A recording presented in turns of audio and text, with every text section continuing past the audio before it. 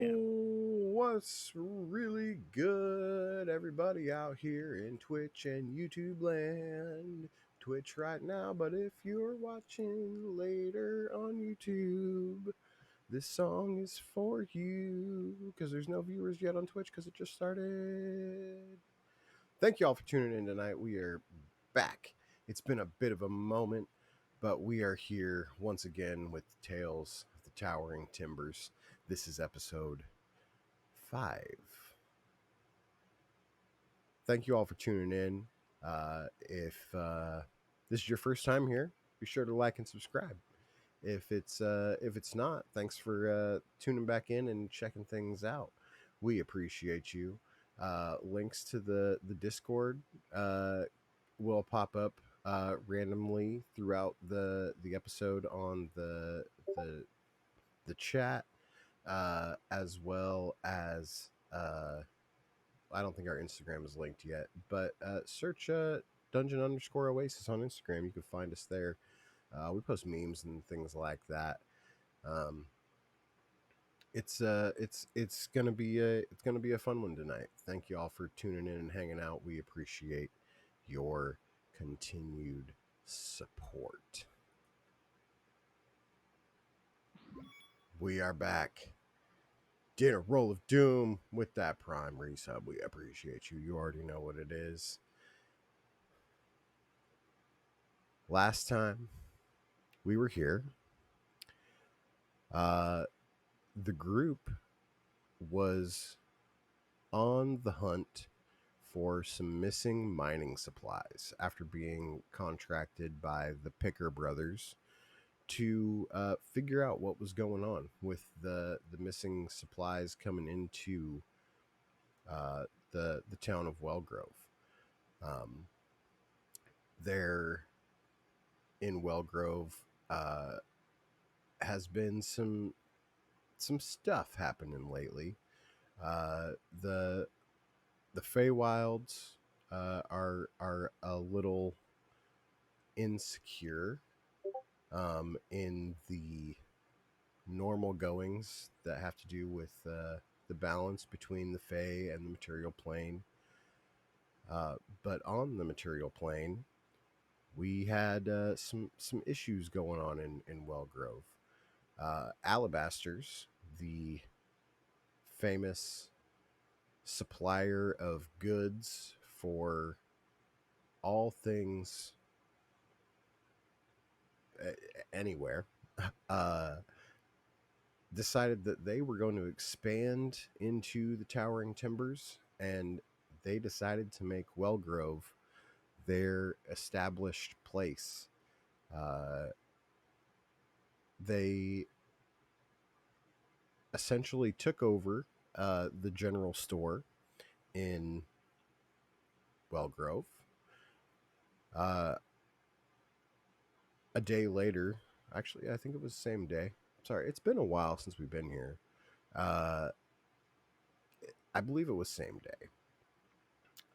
You guys went over to the tavern and uh, chatted with the try to chat with the general store previous owner, who was absolutely obliterated with the drink, um, but got a mission from the Picker brothers to figure out what was going on.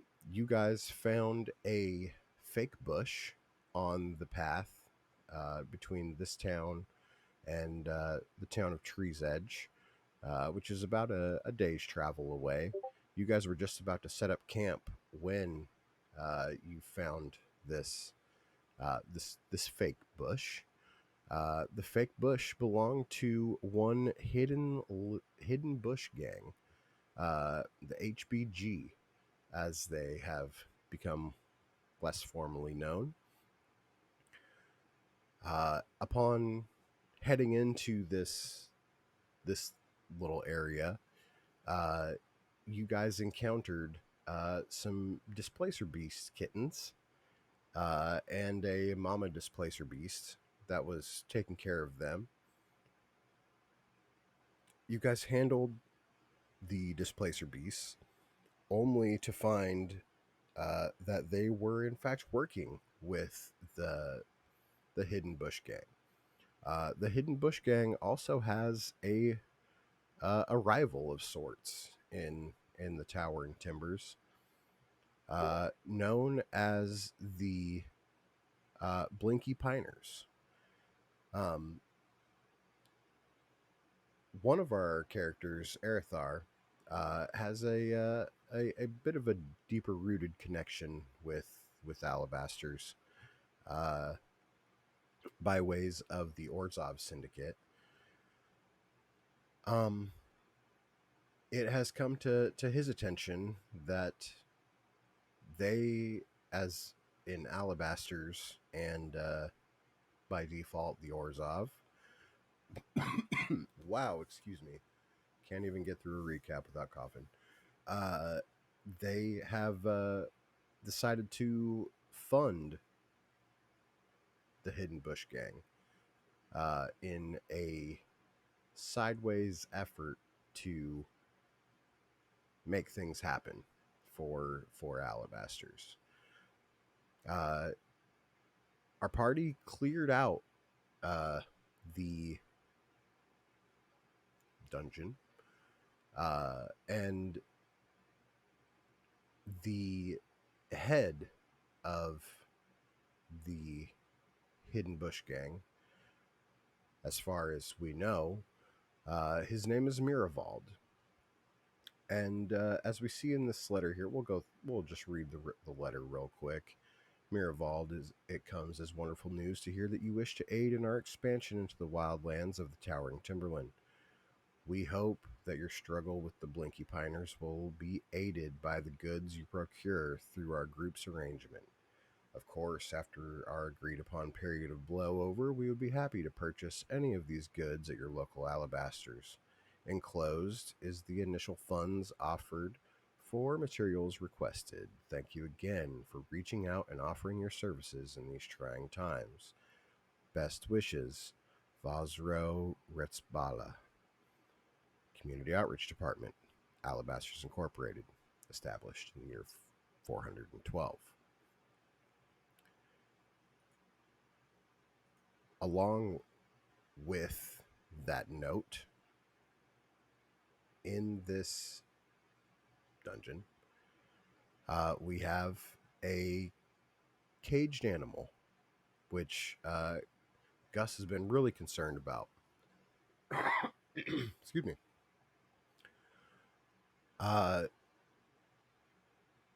Adden, you last session had gone through the materials left here, found fishing hooks, needles, things like that to try to pick this lock.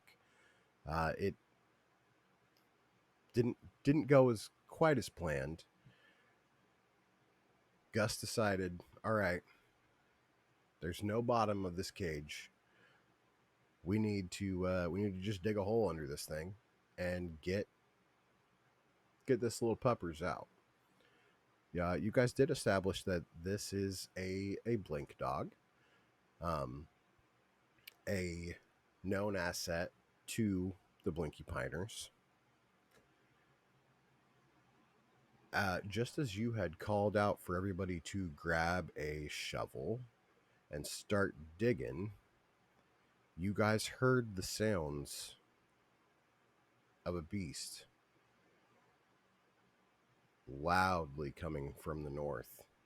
However, you do know that this cavern, there's multiple ways to get from here to there. Uh, Two ways to the entrance. So you do hear a slight echo coming from the east as well. It was a ferocious growling, like that of which you heard before upon encountering the mother displacer beast after seeing you attacking her children. So that is kind of where we will pick this back up. Um, First off, Does anybody have any questions as to what happened last session, or anything that you think I forgot or need to hit on, or is confused about anything right now? I think I'm good. Adden, Suckus, Sarathar, anything? I'm good. Yeah, I'm good. Story lore wise. If you want to remind me what monks actually do, I'm open ears. They spin key. Yeah, they spend key and they punch stuff. Sometimes kick, sometimes headbutt. I feel like you're a headbutter, Mr. Sater. Noted. Erthar, anything you want to touch on, or are you good?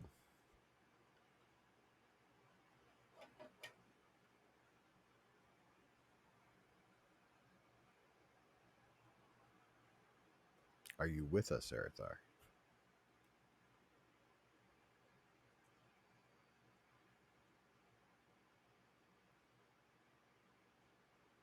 I hear nothing.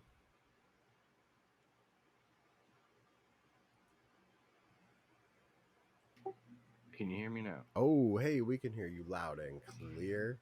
Loud and clear. Okay, phew. No, I am good. It's pretty straightforward. I'm about to kick this beast's ass. That's what I know. Perfect. I love that. I love that attitude. You guys had just finished a short rest. I believe everybody had rolled all their hit die and things like that already, if they chose to do so. And yeah, it was a lot more. We finished the last session with a lot of diving into that letter and what that meant to Erithar in particular. His with his ongoing connection to the syndicate. But yeah, you guys hear this deep growling, and this creature sounds pretty upset. What do you guys do, Gus? You had just told everybody to go grab a shovel. I assume you already have one in hand, as that was kind of your primary focus. Yeah, that or my shield, but probably shovel if there's one around. Oh yeah, there's a whole buttload of mining supplies. Yeah. So yeah, you're sitting there. You're the first to break ground on like the trying to dig this hole to get this blink dog out.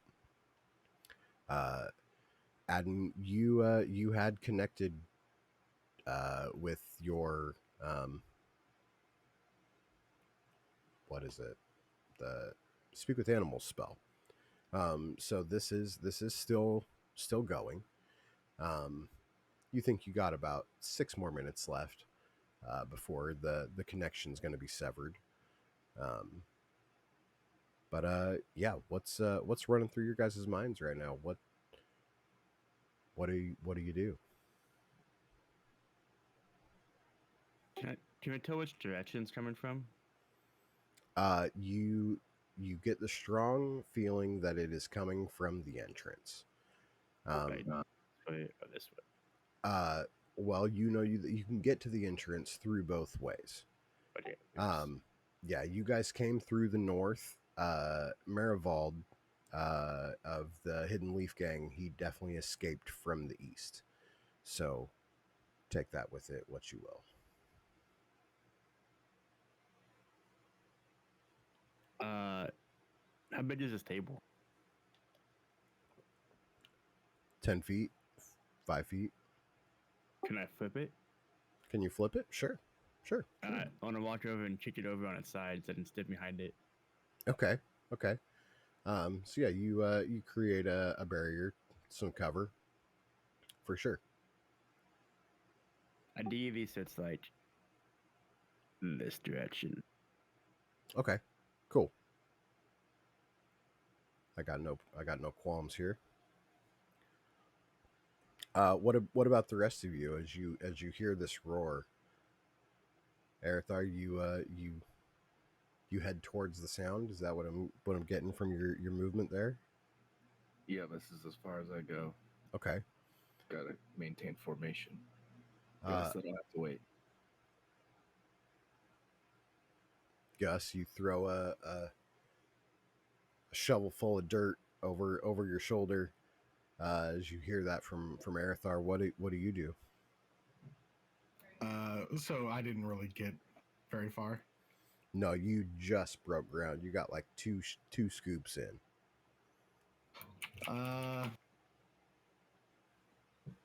I think I might just keep digging. Okay, that's valid. Yeah. Suckus, what about you? Is it open movement right now, right? I mean, yeah, I mean, for the most part. not that I'm going to go running towards the entrance. I feel like you have a lot of movement anyway, so I kind of want to just be over here in the corner. okay. Crates. Would you like to roll a stealth? Do you want to try to be inconspicuous as if something were to come into the room, like they wouldn't see you? Yeah, why not? Okay. Go ahead, roll me a stealth check. Noted.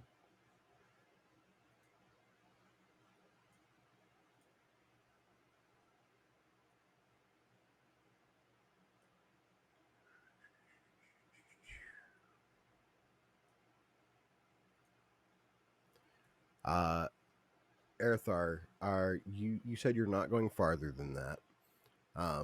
What's your stance right now? What's your pose? Probably really, really close to what the actual token looks like. Okay. I'm battle ready, you know. Okay.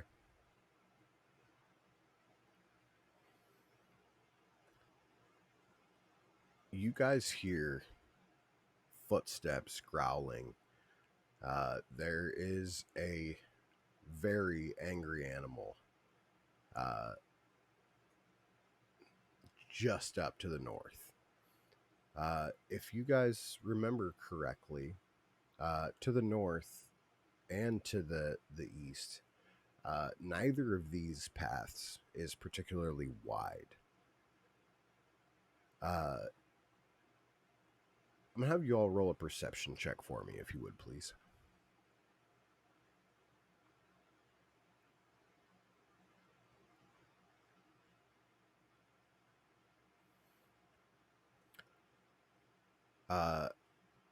Okay.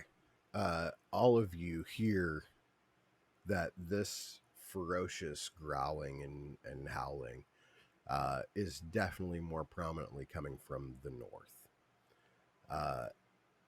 Adden, you know that this creature, a displacer beast, is a larger creature.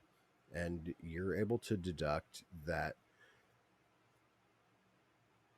there probably was a reason to have these entryways to this particular room in the cavern uh, be a little smaller, just in case something were to go awry. This creature is too big to fit in this room.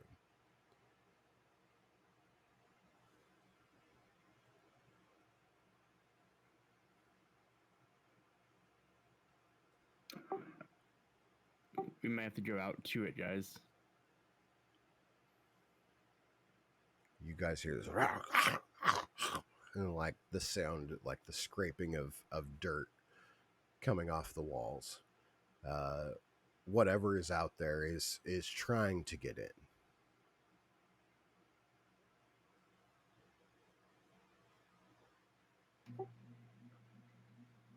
Let's go meet it then. Do you want to do it synchronized? Like in formation? Yeah, I'll be up front. I'm going right here. Oh, yep. No, that's remember. That is a thing. I'm gonna allow everybody else to make one movement if you so choose, and then we're gonna roll initiative.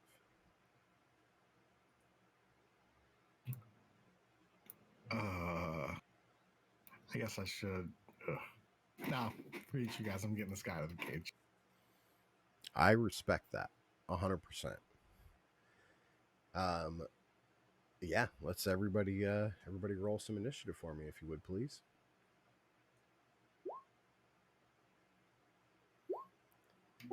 Oof. Hey, who has advantage? I was not focused on that. The dog in the cage does. No, you gave someone your blessing. I think that was last. It was like the last encounter. I don't think it was for. Or It's the Nets Did we- initiative. oh, I did. I asked. Oh yeah, because I linked it at the end. I'm pretty sure I gave it to Casey. Yeah, I think it was Arithar. I think that made sense. Yeah. Oh, right there. Yeah. Thank you. Okay. By the way, I just want to say I'm finally glad D&D Beyond figured out how to make the dice rolling go in not the bottom right corner, Hey, so it doesn't get covered by the freaking results every time. we were just talking about that last weekend.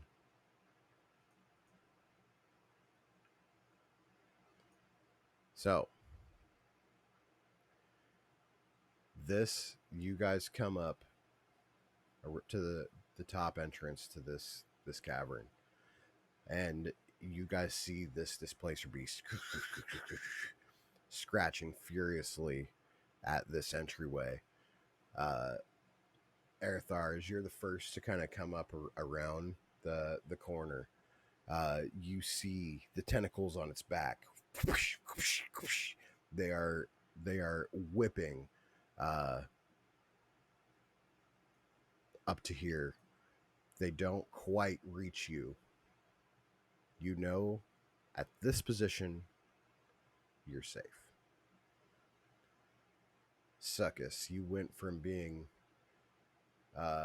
mildly disguised, covered by some crates, to coming out in the front, just behind Arithar, and you are the first to react as your squad kind of makes view of this creature trying to come through. You guys see that this particular displacer beast is slightly larger.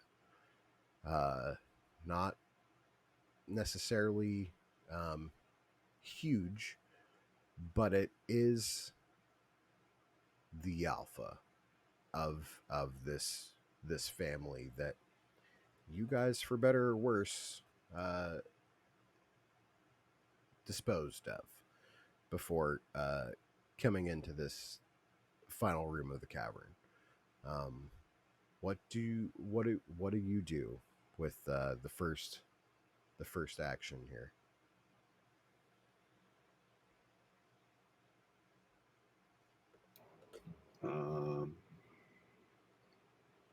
Seeing that he's right there, I think I'm just gonna kind of say to the other two of us right here that maybe we can trap it by going around the other way. Maybe somebody keeps it distracted on this side. Because I'm not going to go forward, and I'm going to start heading back down this way. Okay.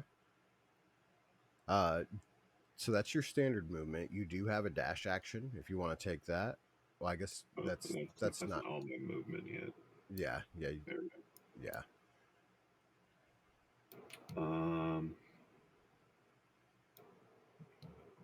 I'll hold an attack action in case something's trying to slip up this way. I don't want to fully dash away. Okay. Totally understandable.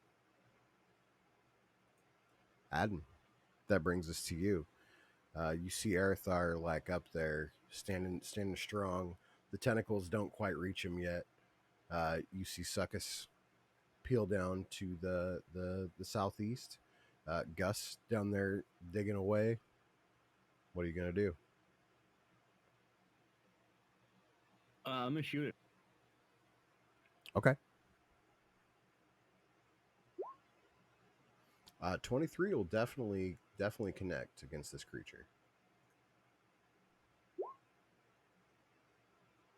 Ooh, solid 10 damage. Solid 10 damage. Plus 2. All right.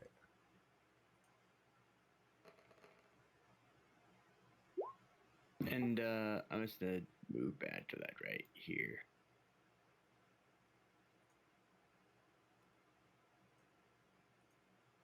Okay. No bonus action from you or anything, correct? Correct. No, not yet. Okay. Then Arathar, we will move to you. I'm going to use Shield of Faith on myself. Okay. Solid bonus action. And I'm getting right up in his face. Okay. As you enter the tentacle range, they do strike at you.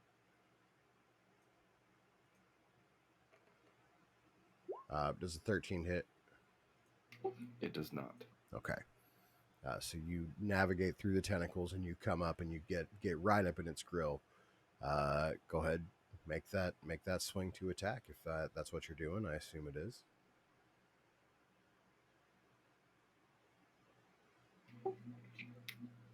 Yeah, I'll do that right now. Oof. Unfortunately, the 6 is not going to be enough against the rabid beast. Is there anything else for your turn? Any more movement? Do you want to back away? Do you want to what's the vibe here? Oh no, I'm right here. I've got his attention. I'm gonna keep it that way. Okay.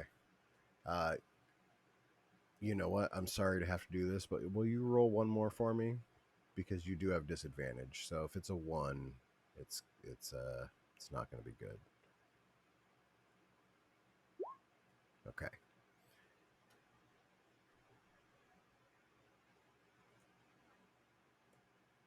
That brings us to the beast's turn, where the tentacles again continue to slap down upon you.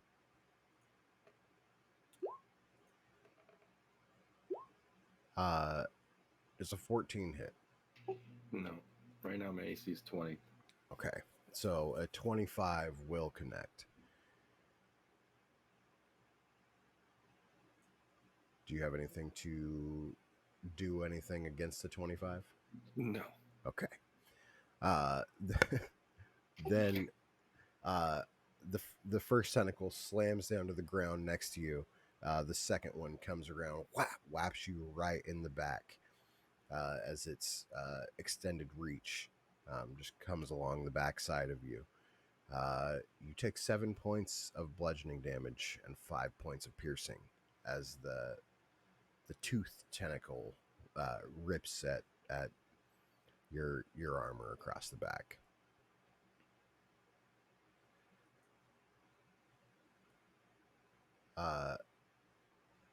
Gus, Hello. you definitely hear this ferocious beast up there. You see Adden up there taking the shot and moving back against the wall. Arathar has gone out of your sight, and you see Succus peeling off towards the exit to the east, with a readiness in his eyes. You stand there with a shovel in your hand. I appreciate you remembering that concentration check there. Obviously, that saves. Congrats on the nat 20. Gus, you feel like you're making a little bit of headway getting this puppers out.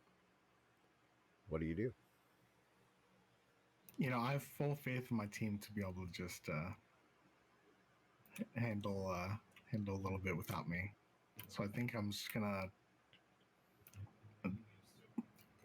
quickly or like maybe hasten my speed a little bit in my shoveling technique. Okay. Yeah, I think I'm just gonna keep digging. Okay.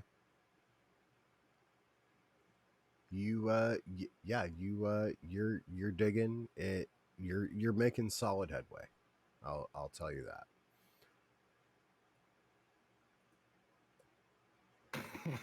All right. Suckus, we'll head back to you. I will say that Adam, you still hear this voice of this blink dog as he's like, yeah, yeah, yeah, yeah, yeah, yeah, yeah. Let me, yeah. And you look back and out of your peripheral vision, you see that this blink dog is also just digging. He's trying to get out. But I digress. Suckus. I'm gonna keep heading on down this path over here.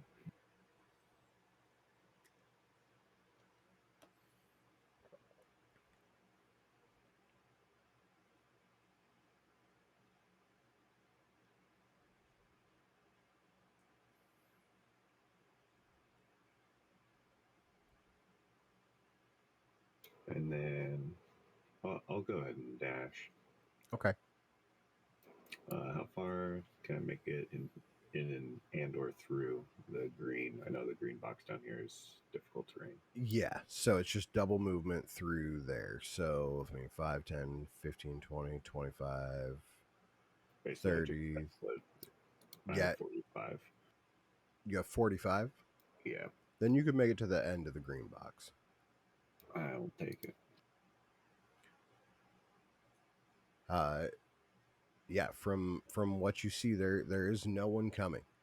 You might have a good idea here, getting around to the backside of this beast. Adden, we bring it back up to you. The beast is lashing out at Erithar. What do you do? First, I'm gonna read my spells. So, speak of animals is not concentration. So I'm gonna cast Hunter's Mark as my bonus action. Okay. And then I'm gonna shoot it with bow. Okay.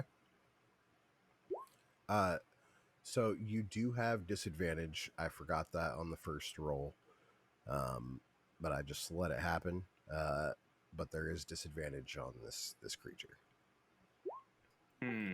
Ooh, the 25's hit though, so this is good news. So we'll do the 11, an extra D4, right? Yep. And then do you want to? And then we'll just take the 6 from that Hunter's Mark from before. Yeah, we'll do that.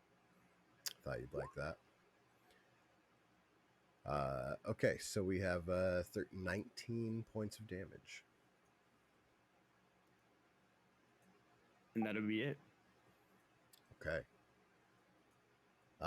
Erithar, as you see this arrow zoom by you, sticks right into the displacer beast. You notice that its displacement feature begins to fade. You will not have disadvantage on this attack. What do you do?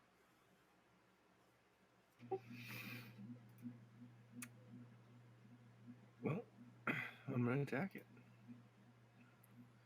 All right. And hopefully not miss. God damn it. Unfortunately, 9. Not gonna be it. All right, changing the virtual dice. Here we go. As is tradition, I completely understand. Do you have a bonus action you want to use on this turn? I do not. Okay. You do have a reaction, and you can use this to strike at this beast as it moves out of your melee range. Would you like to do that? I would. Okay.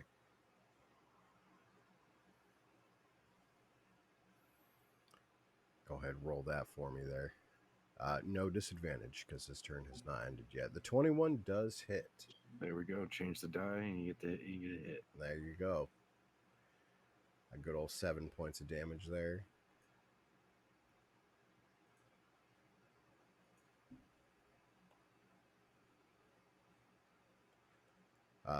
As it moves out of your space, it does have a reach, so it is going to strike at you with its tentacles once again.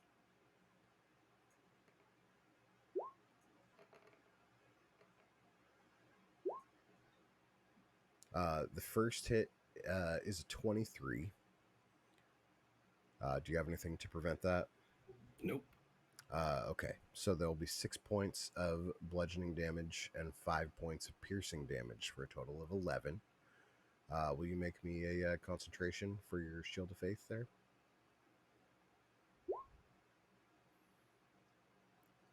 That is good, right? 27, yeah, 13. Yes, that is good. However, the second tentacle strike was a natural 20, which delivers 14 points of bludgeoning damage and 5 points of piercing damage, which I believe drops you. It does. It does. Okay.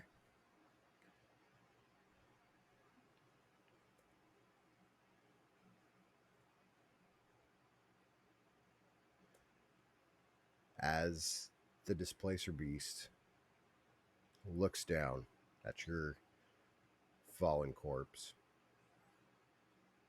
Yeah, I'm unconscious. Okay. Okay. Well, you're on the ground. Adam, you see its eyes like shift up to you. And it lets out a ferocious roar and backs away into the darkness.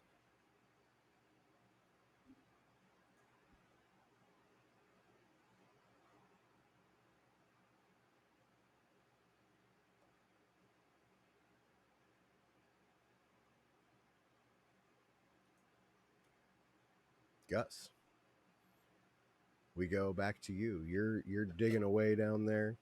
No idea that Arathar just went down. Your team's got this. They don't need your help. It's fine. You keep on digging? Oh, we digging. We digging. All right. Will you make me an athletics check, please? I would love to make some sort of check. Yeah. With advantage.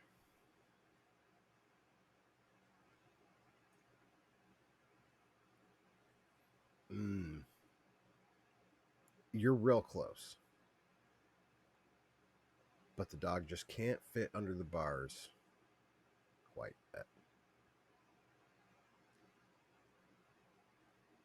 Can I hold on?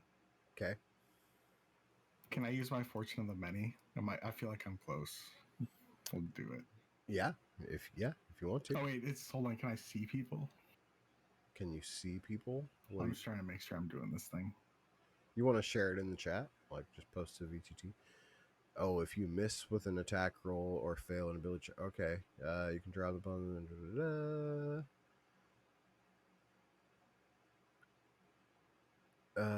You get 30 feet of equal to the number of allies you can see within 30 feet of you. Oh, it's never mind. So nobody. Yeah. All right. Yeah, we're good with this. So I will give you a +1 because this dog is definitely working with you. You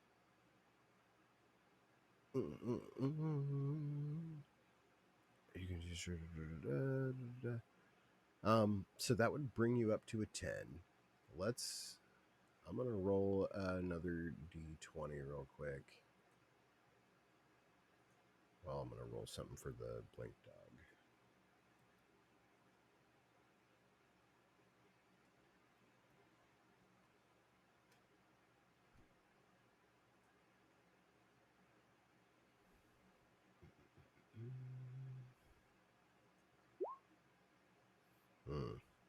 Okay. The as you're digging, the blink dog is able. It's got its head through. It's like yeah, yeah, and it's trying its best to get out. You feel like with just a little bit more, it's out. Roll me an insight check if you would please, Gus.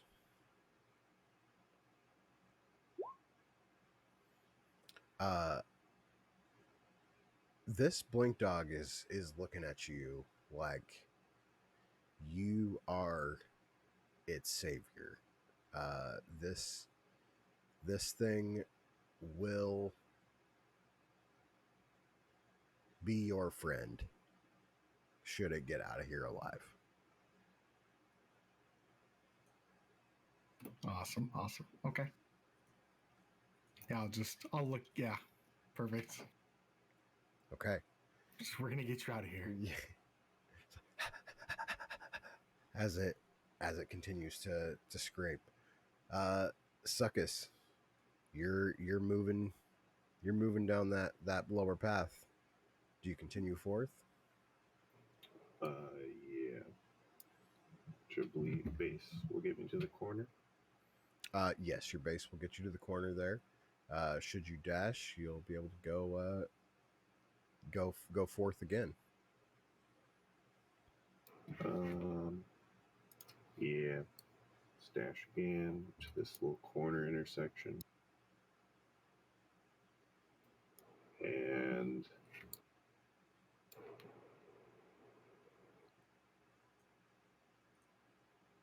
I don't know if the path, if we ever went down to the left. So you, with your dark vision, you can see down to the left. Go ahead and roll me a perception real quick. DC is real low. It's a 5. So you know that as you're coming up on this cross, when you look to the left, it looks sealed off. There is nothing back there. There is a couple scraps, bones. It looks like this might have been like where Mama and Papa slept. Got it. So, from my knowledge, I have to go to the right. Let's go right in the middle of that dried up blood. Hell yeah.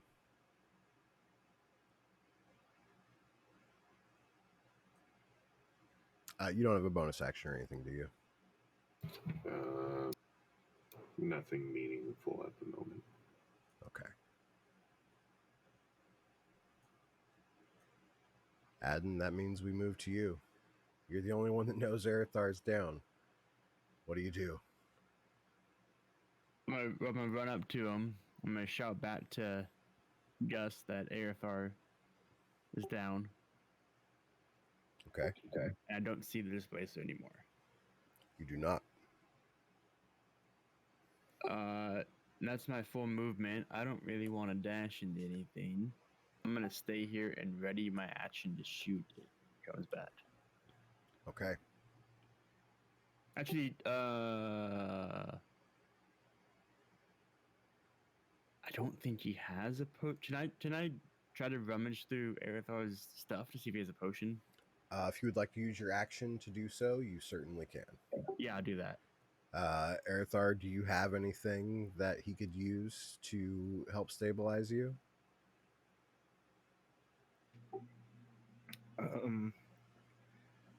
No, I have a honey pot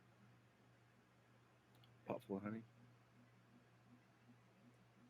I don't think that's gonna offer any healing properties. Make the situation a little more sticky. Yeah, yeah. Well, a sticky situation.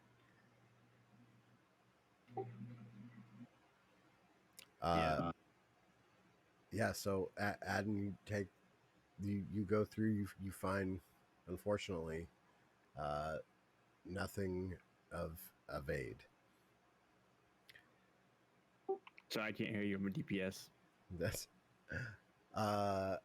Erthar, making a death saving throw, if you would please. Things are going good right now. That is one success.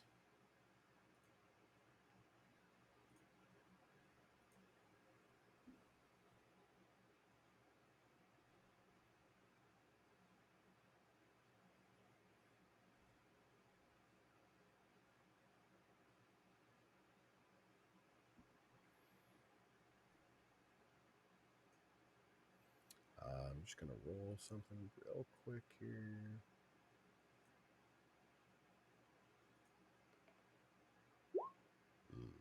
Okay.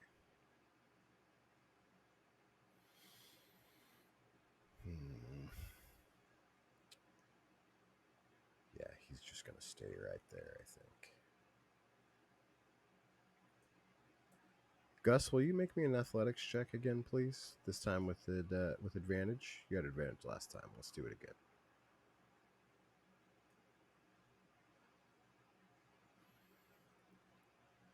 You get that blink dog successfully out. Takes your action to do so, but it's there. All right, I'll kind of usher him. I'll kind of usher him to kind of. I'll tilt my head, kind of get him to follow me, and I'm gonna run this way.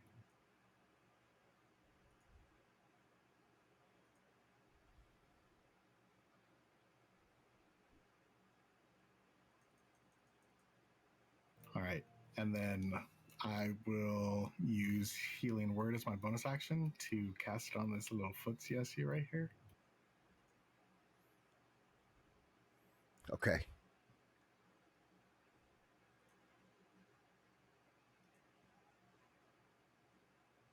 No, I can actually roll it though.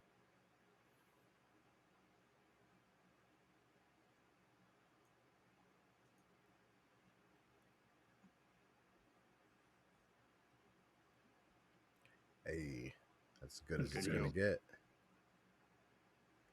So Erthar, you heal yourself 9 points. Well, you don't heal yourself, but you heal 9 points. Excellent.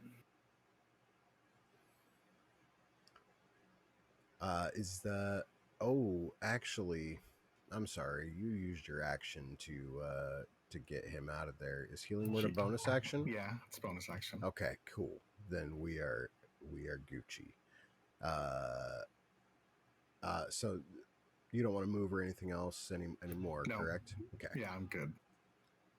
All right.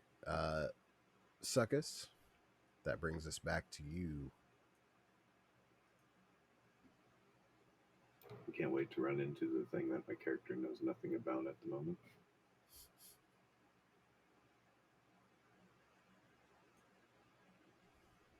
I can make it pretty fine in this room.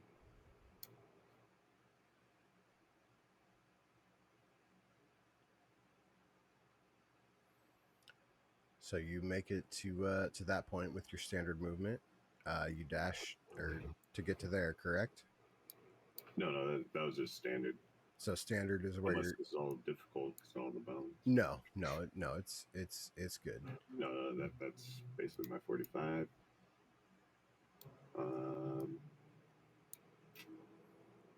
Yeah, you see the moonlight shining down onto the stairs to your right. To the left, nothing but shadow. You do see through the shadow, but you see no signs of the beast. Do I hear any signs of anything? You do not. All right, dash it is. All right. 20 gets me to the dead goblin. Shit. As you get to that space, you know that if if you move any closer at all, these tentacles are coming at you. They're like poised and shaking behind this creature's back. It will strike at you should you move any closer. That took me 20 to get there. Mm-hmm. I'm gonna go back to the pinch point. Okay. And any bonus action for you? Nope. I'm gonna Okay. need those keys. Adden, that brings us to you. You just hollered back at Gus. Gus unleashed the blink dog and ran forward. He threw a little healing word Erethar's way. Erethar springs to life at your feet. What do you do?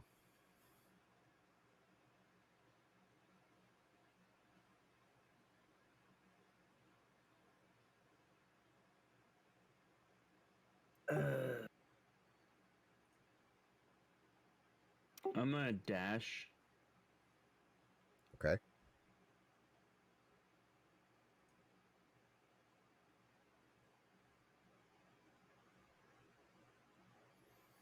As you come around that corner, the displacer beast whips its head around to see you and sends a tentacle your direction.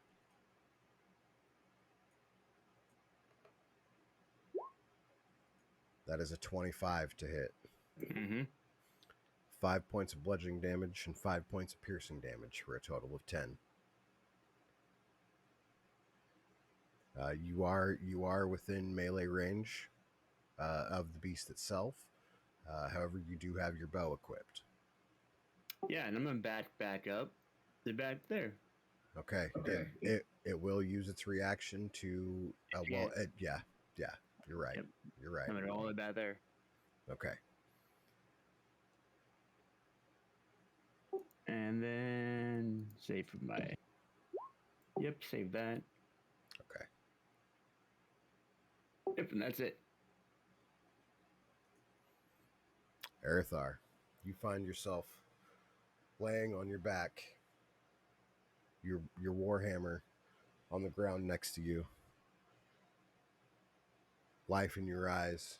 You look past your armor, past your feet. You see Adden down there backing up. He now has this gashing wound on his arm, where the tentacle strapped him. You look back over your shoulder. You just faintly hear the trailing words of Gus's healing word. What do you do? I'm going to stand up. Okay. I'm going to pick up my weapon Mm-hmm. and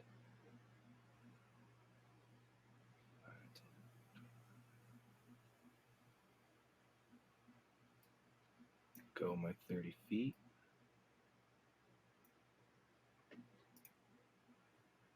Picking up my weapon is my action, yeah? That is your free action. So it does not take your action nor your bonus action to do that. Alright, I'm going to use the rest of my lay on hands.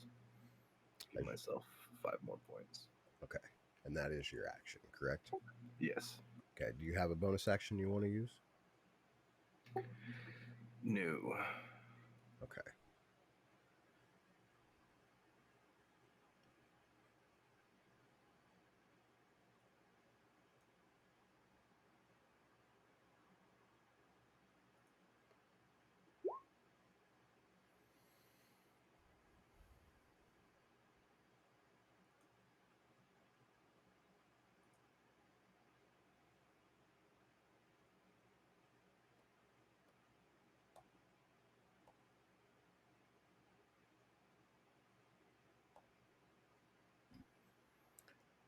Succus.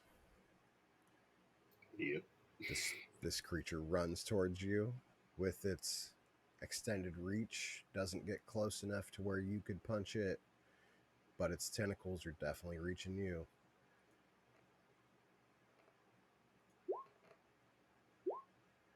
Does a 15 hit? No. Okay. So the second attack is not going to connect. However, the first one, natural 20. So we have 12 points of bludgeoning damage and 6 points of piercing damage. Ooh. Quick question. Yes. Does this tentacle, can I use deflect missiles? No, it is I didn't not. think so. Yeah, It was worth a shot. It is a melee attack. So, it is. If it was ranged, yes, but it is a melee attack, just a little extra reach. So that was what, 18 total, right? Yes, and then you said a 15 misses, so the second attack comes through with a miss.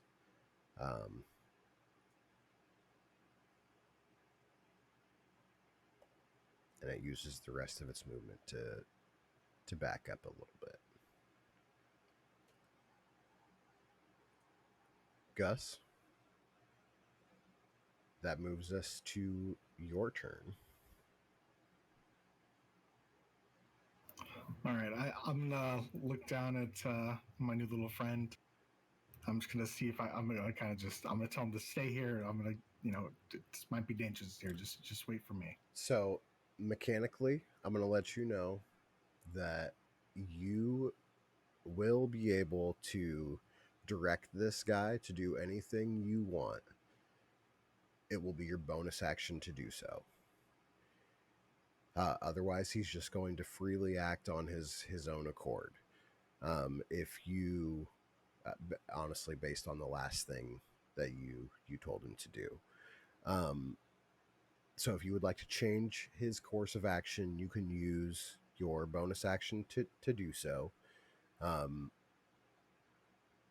Otherwise, he's going to essentially follow you around and probably try to protect you. You see, like, the back of the hairs on his neck are like standing up. He's looking like he's ready to fight.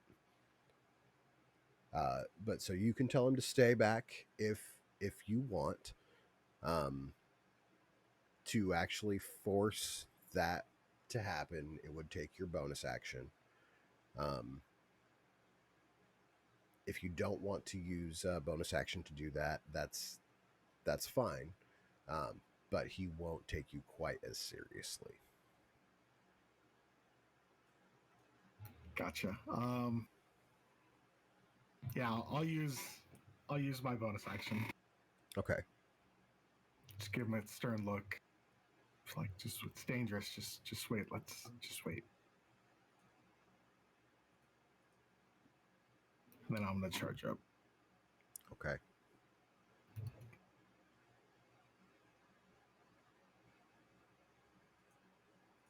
And then I'll just use my action to dash. Okay.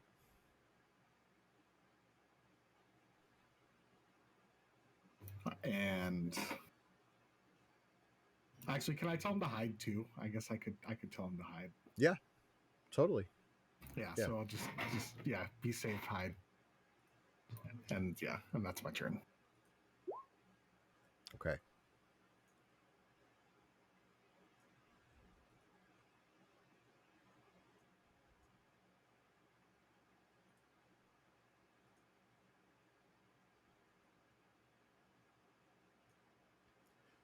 Succus.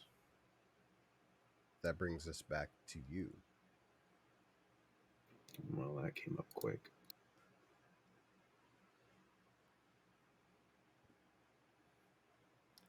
As you stare down this displacer beast, you see that its eyes twitching back and forth, like it knows that there is you in front of it and also enemies coming to its right. The displacement is very much in effect right now. It looks like he's in this position, then all of a sudden it switches to right next to it. You will have disadvantage on any attacks against it.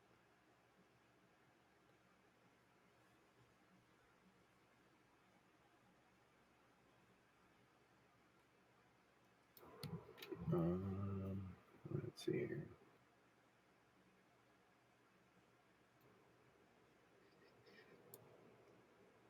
That thing's got reach, right? It does have a slightly bigger reach than you do. Yeah.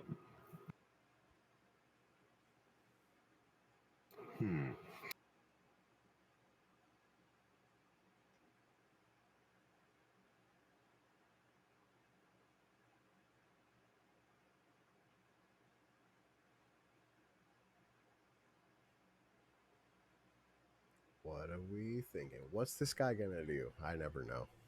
I never know what this guy's gonna do.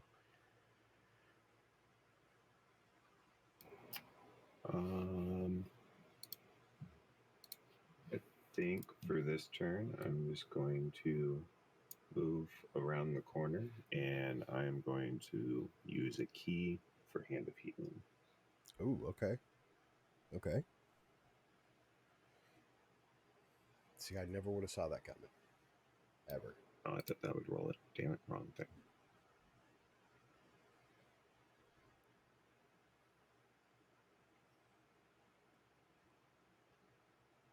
That's a solid hand of healing right there, though, for sure. That is your action to do so. Do you want to move anymore? You do have like partial cover right now, but no, I kind of want to keep an eye on this thing. okay, yeah, because I mean, you know for a fact that this thing could definitely fit back in this cavern. It's gone back here before. This is its home. This is where it's from. Uh, so you are definitely not out of harm's way. I will give you that bit of knowledge as a known fact. I would say based on the amount of skeletons around me, I'm aware. Okay, that's okay. Is that all you want to do for your turn? The most you want to move and everything? This turn, yes. My last turn, Okay. maybe. Okay. Adden, we move to you. You move up there. You see the displacer beast. It's sitting there. It's poised. Its eyes jut from you back down to the south. 14. 14 is enough to strike the displacer beast. Go ahead and give me that hunter's mark too. Hey, so we got 11 points of damage. As you strike it, you can tell that this cut deep. Is that going to be it for your turn as you recede back into the cover of Erithar? Yep. Okay. Erithar, you finish feeling yourself up with your lay on hands there.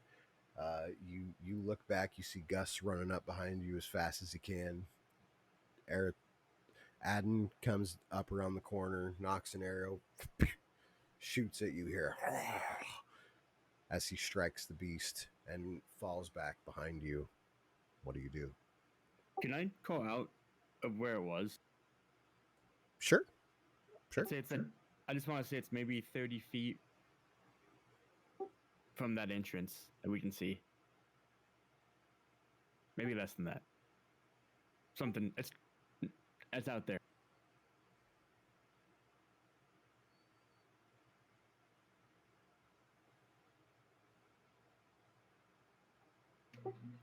All right, so I'm going to go to the same spot he went to. Okay.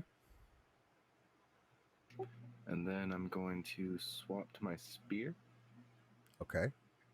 and I'm gonna chuck it. Okay. So let's talk about a free action real quick. What a free action is it allows you to either stash a weapon or pull out a weapon. Not both. You could toss, like just drop your warhammer and use your free action to pull out a spear, but your warhammer would be on the ground there next to you. It would take another free action to pick it up on your next turn. If you were to try to stash your warhammer, that would be a free action to do so. It would take your full action to pull out a spear, which sucks, but that's just the way it's written. So, Option A, then. okay, so you want to drop it? Yeah, I'm gonna drop the hammer and I'm pulling out the spear. Okay, go ahead. Send me that spear throw attack.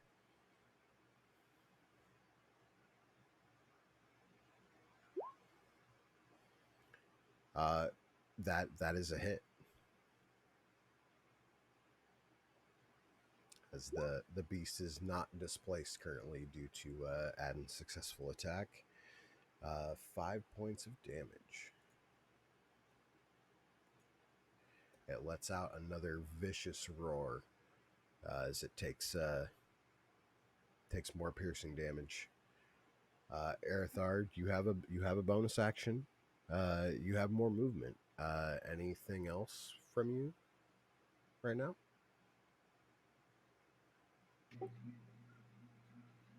I'm just gonna go right here, kind of like just behind this corner. Okay. And no, I don't have a bonus action. It is the Displacer Beast's turn. Aerithar, you see it look at you, and then you see it look back down to the south. Succus, you see its eyes as it catches you, and then it looks just past you with its glowing green eyes and sees its fallen children, and it rushes in your direction. Lovely.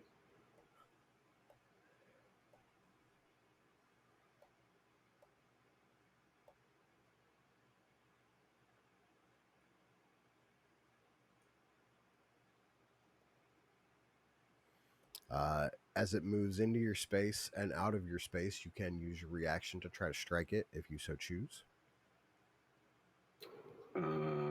Seeing as that might be my only opportunity to ever hit this thing, yes. Okay. You do. It's just a straight attack. There's no displacement effect going on right now. So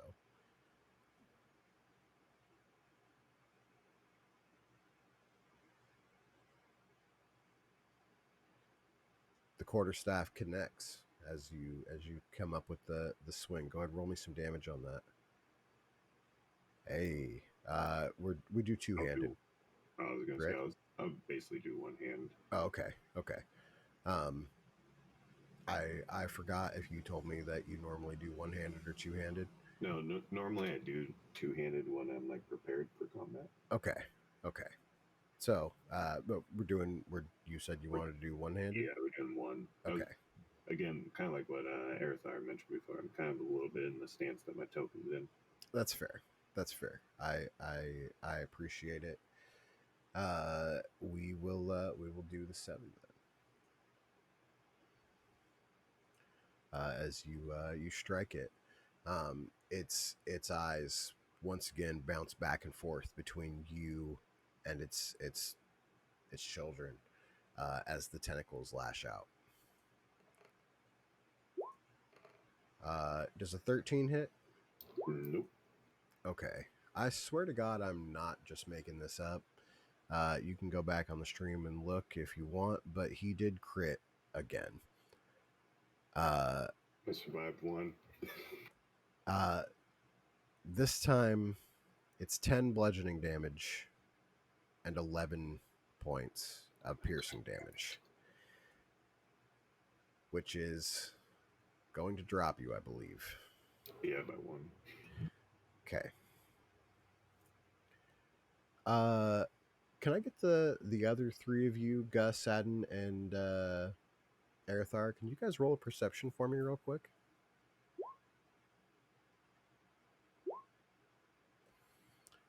You guys all hear a roar. Gus, Arathar, this doesn't sound like an angry roar. This sounds like a victorious roar. Take that with it, what you will. Gus, it is your turn.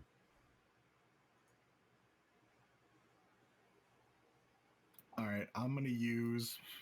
Oh god, I'm gonna use my action to start up the old Twilight Sanctuary, Okay.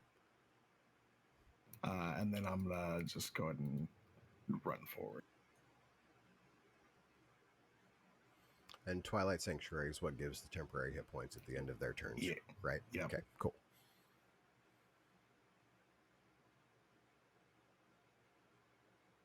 Yep, and that's what I got. Okay.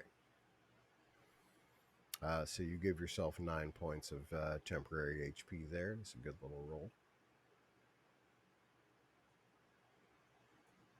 Suckus, make me a death save, my man.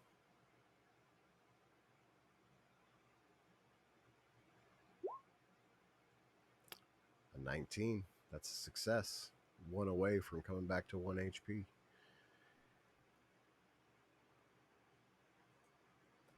Adden? I mean, 2 away, right? No, if you nat 20 on a death save, you pop. Yeah. You pop back up with 1. Oh, so you're saying I'm getting that 20 next time? Nice. I mean, I'm not saying nothing. Adden, I see you. I see you moving around right there. Is that your full movement, or? Yep. Okay. That's 5 temporary hit points.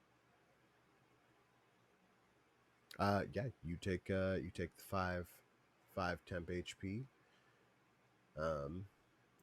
So I have a hunter's mark. Mm-hmm. Can I approximate where it's at? What does Hunter's Mark give you about that? I know it's like where it is, right? I have advantage on any wisdom or survival check to find it. Okay. Go ahead, make me a perception check with advantage.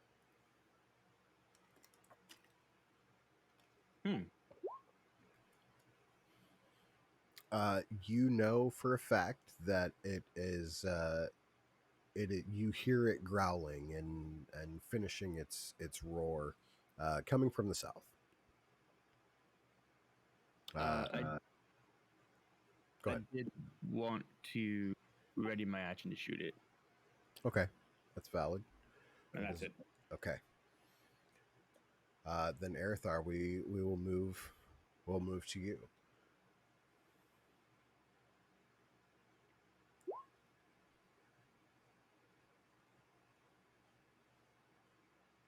Oh, I already rolled it. As for Arthur. Oh. Should have let you roll it. Shit. Yep. So screwed up. You done goofed. Arathar, at the end of your turn, you'll get 9 points of temp HP. Cool. I'm going to.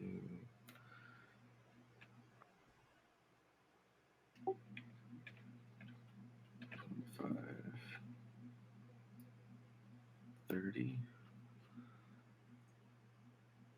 Oh, after I picked up my hammer. Yeah, using my action for that. Okay, so the free action to pick up your hammer?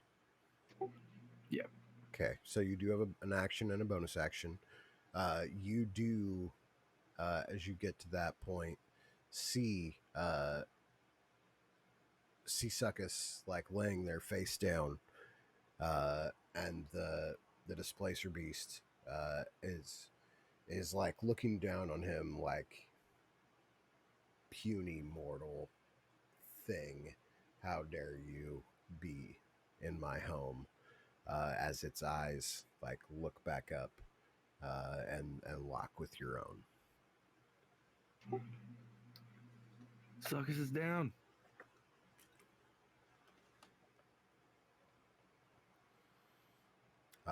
Yeah, you do have an action and a bonus action. What do you want to do here? I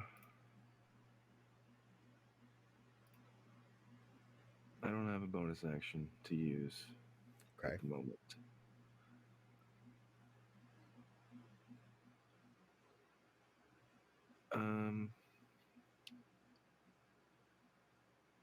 Yeah, I'm gonna hold my action right now to use my breath weapon in place of my attack. Ooh, okay. So if it comes within range of your breath weapon, which is 15 feet cone. okay, so if it comes within 15 feet of you, you want to breath weapon it, correct? Yes, I do. Okay. Well, you might as well roll that breath weapon because he coming in hot. Oh, okay. I'll just not even deal with this right now then.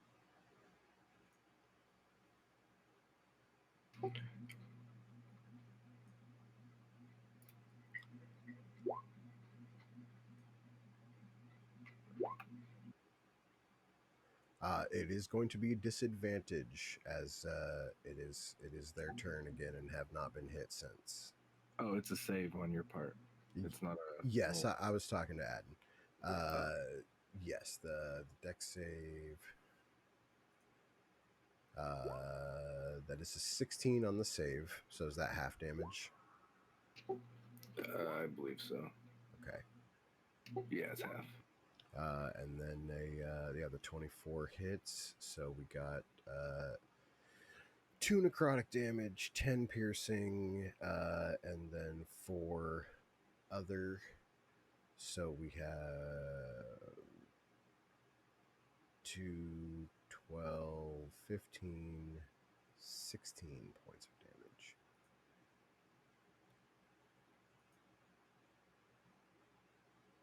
As it comes through, takes the breath weapon and the blast. It definitely is looking weak. Arathar, the tentacles, they're unforgiving. And Did I just get crit again? well, I don't know. I haven't rolled it yet, but Oh, okay. but they're coming. Yeah.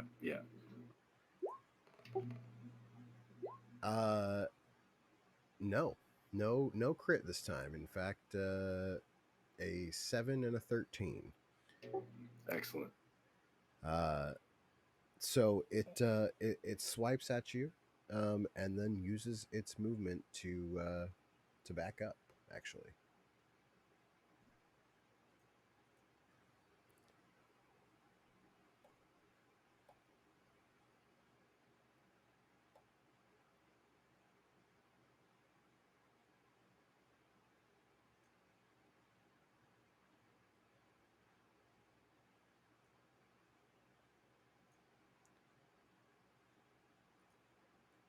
Gus, that brings us to you.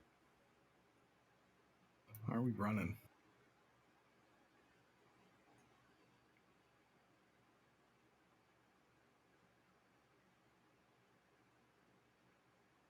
We're just gonna bonus action.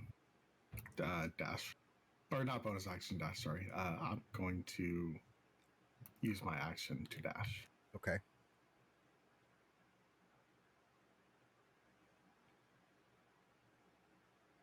As you get over there, you see Suckus laying face down in the dirt and amongst the bones and dried blood.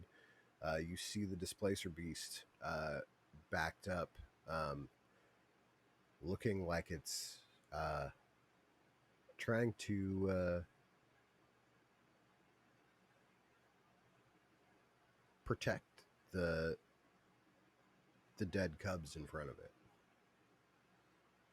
I'm gonna healing word bonus action. But I have to use level 2 because my level 1 slot, so hopefully it does well. Okay.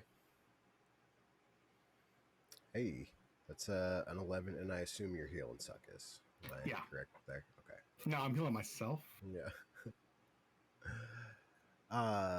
So Succus, you heal 11 points of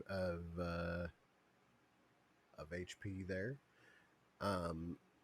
Your quarterstaff lays on the ground in front of you. Gus, did you have any more movement you wanted to do? You did use your action to dash, so Yeah, I'll move up the rest. I think it was just like another 10 feet, so I'll just do that.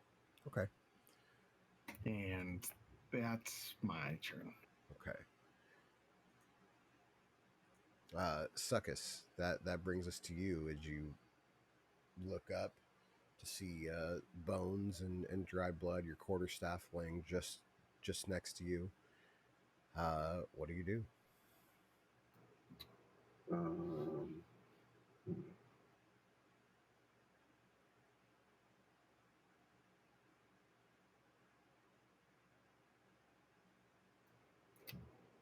um,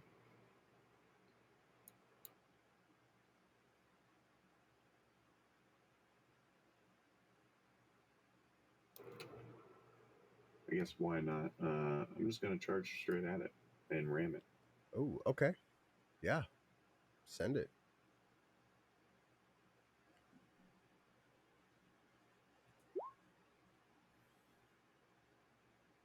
The 8, unfortunately, not going to do it. It does have its displacement active, so will you see if you roll a nat 1 for me? Okay. So the 8 is going to miss.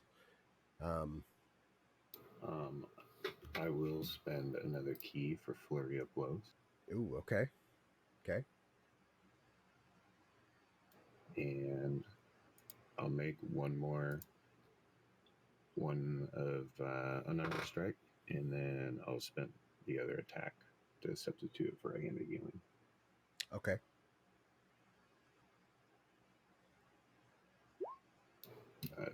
Disadvantage, right? It is disadvantage. Great. Roll me that nat 1 if you would, please. D100. It's a valiant uppercut. However, just misses the mark. Go ahead, do your hand of healing.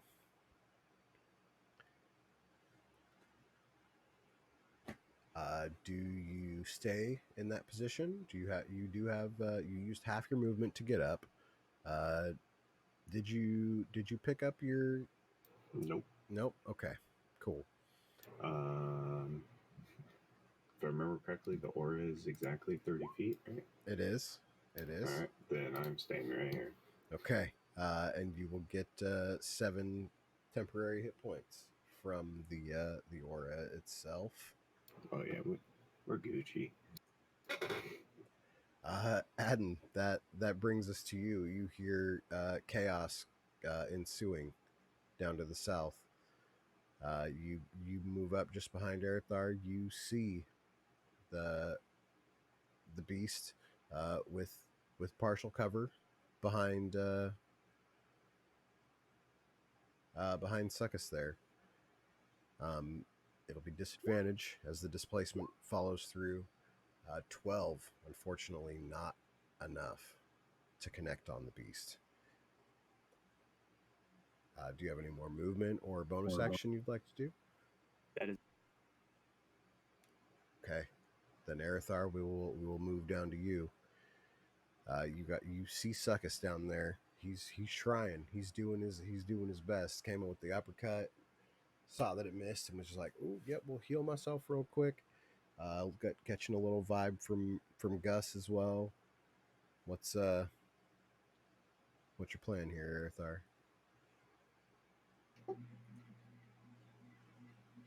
Hold tight, Succus. I'm on my way.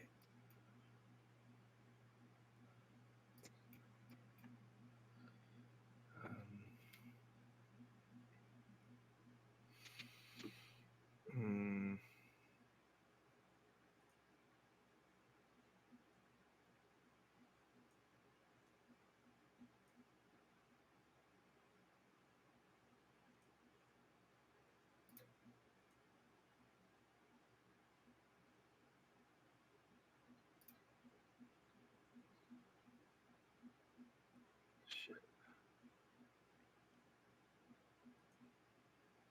I guess I'll dash. I'll use my action to dash.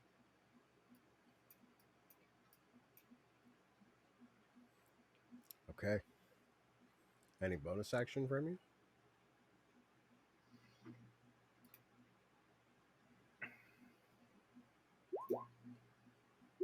No. Okay.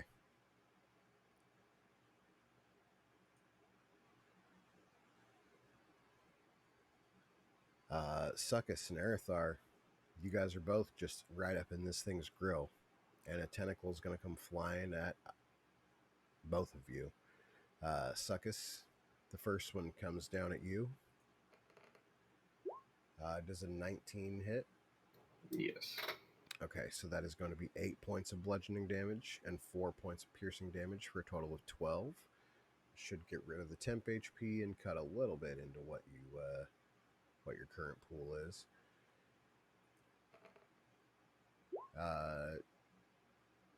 Erithar, does a 13 hit?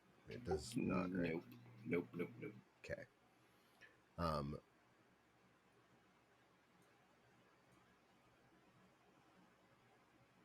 It does try to get up out of the way here. You guys both do get to take an attack of opportunity against it. It is still displaced, so they will be at disadvantage. I'll swing first, hopefully to drop it. The displacement. Okay.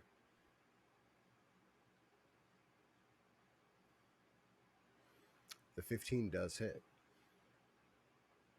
7 points of damage. Erithar, go ahead and give me a swing at regular. I'm gonna use guided strike. Okay. I'm gonna add 10 to that. Okay. That bringing the total up to 17. That will connect. Go ahead and roll me some damage there. And what does this look like as this creature is backing away from you and you take it out? What does this combo attack look like?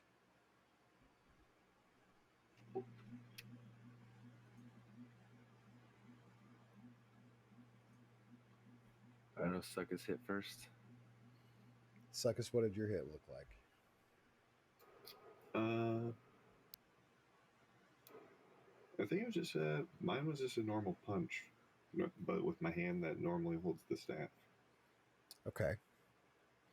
So like as it's like fading in and out, trying to back away, you just like boop it right on the snoot real quick. Yeah, just shot for the middle. Hell yeah. So as you like knock it on the nose like it's a shark, it like all of a sudden is shaking. It's looking dazed, and the displacement fades away on either side. Erithar, you come in with your guided warhammer. How do you finish it? It's a straight uppercut with the hammer. Ooh, Right below, the jaw. Just bam, straight up. hell yeah.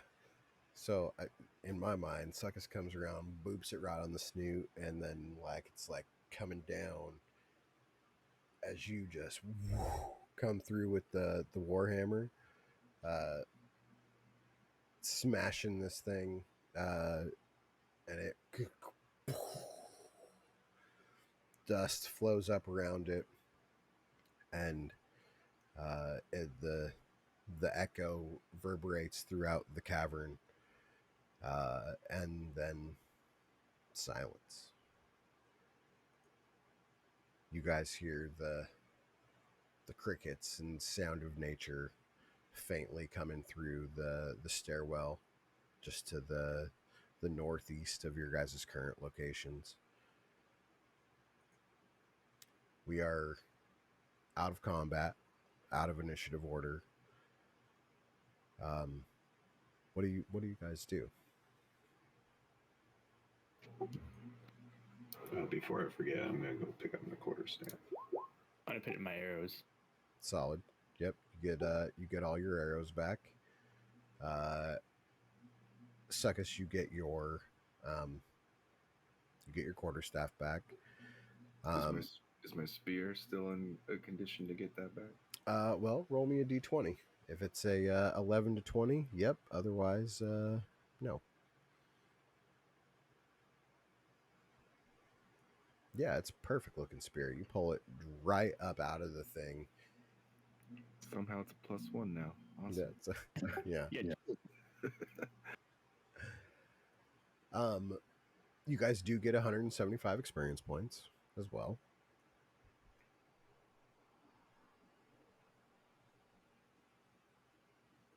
Um, what's what's the vibe of the party, Gus? I assume you want to go back and check out your little buddy. Yeah, after I make sure everyone's like up and alive, yeah, I would go back. Okay. So when the rest of you see Gus going back to the room that had all the supplies and stuff like that in it, what did the rest of you do? Do you follow him back to that room? Do you head to the stairs? What's Adam, you're the closest to Gus. What's your first reaction? I don't remember if this came up before, but would I know, or if we already talked about this, is there anything that harvest off these displacer beasts? Uh there you yes.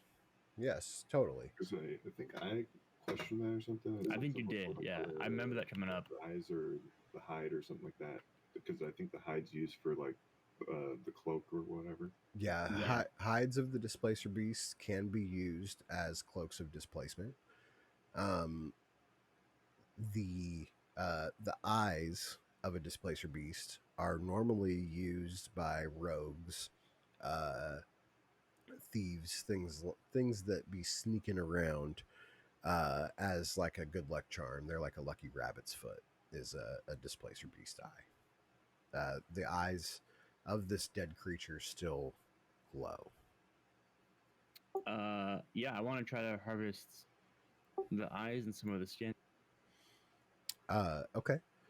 Um, Suckus, Erthar, what about you guys? What's I'm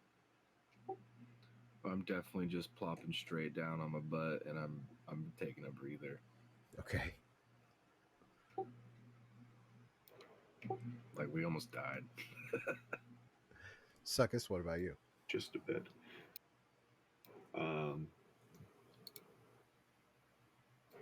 Yeah, probably taking a breather and slowly walking back towards the main room.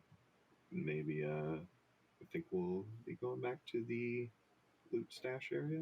I'm not sure, but I'm just gonna head back into this area for now. Yeah, I mean you kind of pass Adden as you're going north. He's going south as he starts to kind of harvest the the beasts. There's four of them. Two of them are smaller, just kittens. Um, while there's two adults there as well.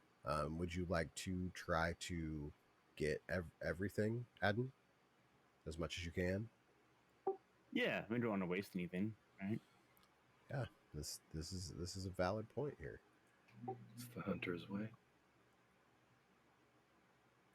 Um, uh, Erthar, you are plopped there right next to Adden. Do uh, do you help at all, or are you literally just chilling? Um, if there's something I can do to help him, I will, but not very dexterous. Well, mechanically, you can definitely offer help and give him an advantage on the check that I have him make. Yep, that's what I will do. I will offer help on his check. Cool. Uh, Suckus, you follow Gus back to the main room. Um, Gus, will you roll me a perception check as you come into the room there?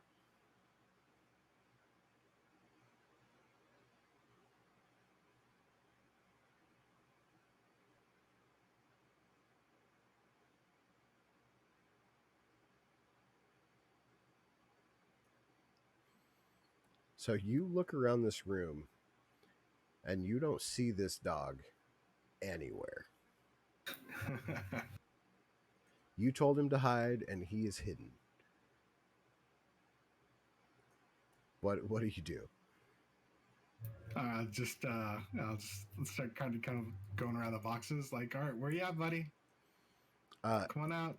As soon as you're like, where'd you go? Come on out. He's like, and he pops up right from behind the boxes here.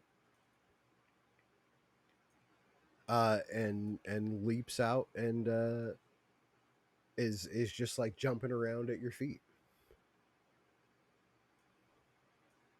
Oh, you can hide the best. Oh my gosh, look at you. Adam, will you roll me a survival check with advantage from Arethar's help? Hell yeah. Okay. It takes you a good hour, but you are able to clean dress all four of these things, and you have 8 displacer eyes, and 4 displacer beast hides, 2 adult, 2 small hides. So go ahead and add that stuff to your inventory there. 2 adult, 2 what? Uh, I was writing. yeah, 2 adult, 2 small hides, and then 4 pairs of eyes, 8 eyes.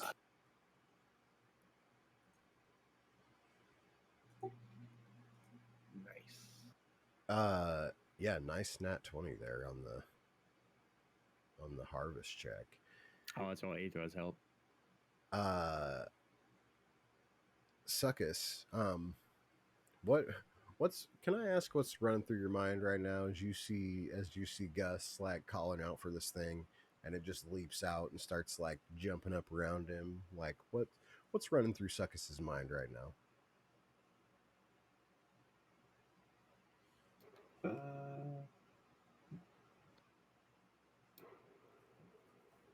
Not a whole lot at the moment. Still trying to get resituated. From get knocked down again. And then in the back of my mind, hoping that this other displacer dog doesn't turn into something else, like become a handful or something. That's a very fair assessment. I mean, really, Suckus and Gus, you guys have essentially like an hour while they're like harvesting and stuff like that. What do you guys do in that meantime?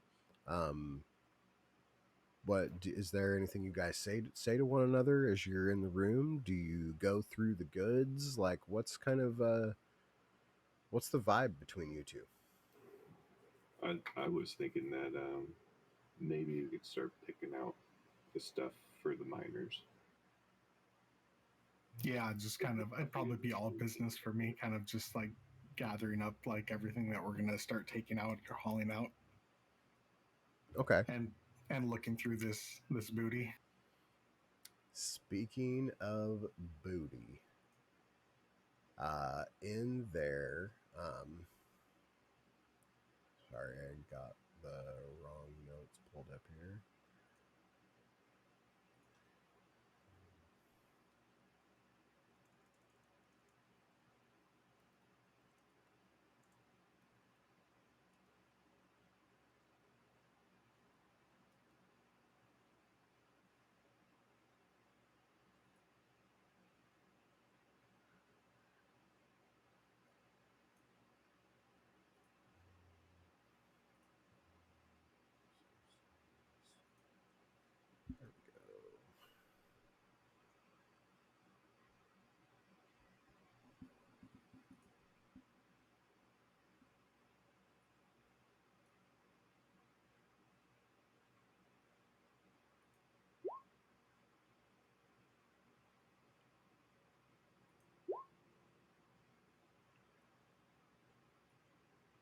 You guys come across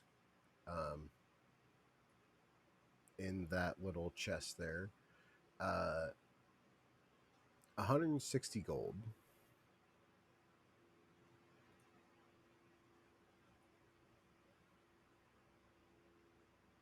Yeah, we'll kind of split it up 4 different ways. And then going through there, you also find 9 pieces of like gems.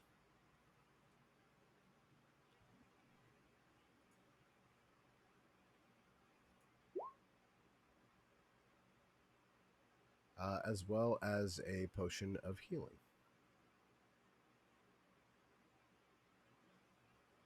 I'll toss that to Suckus. What's that supposed to mean?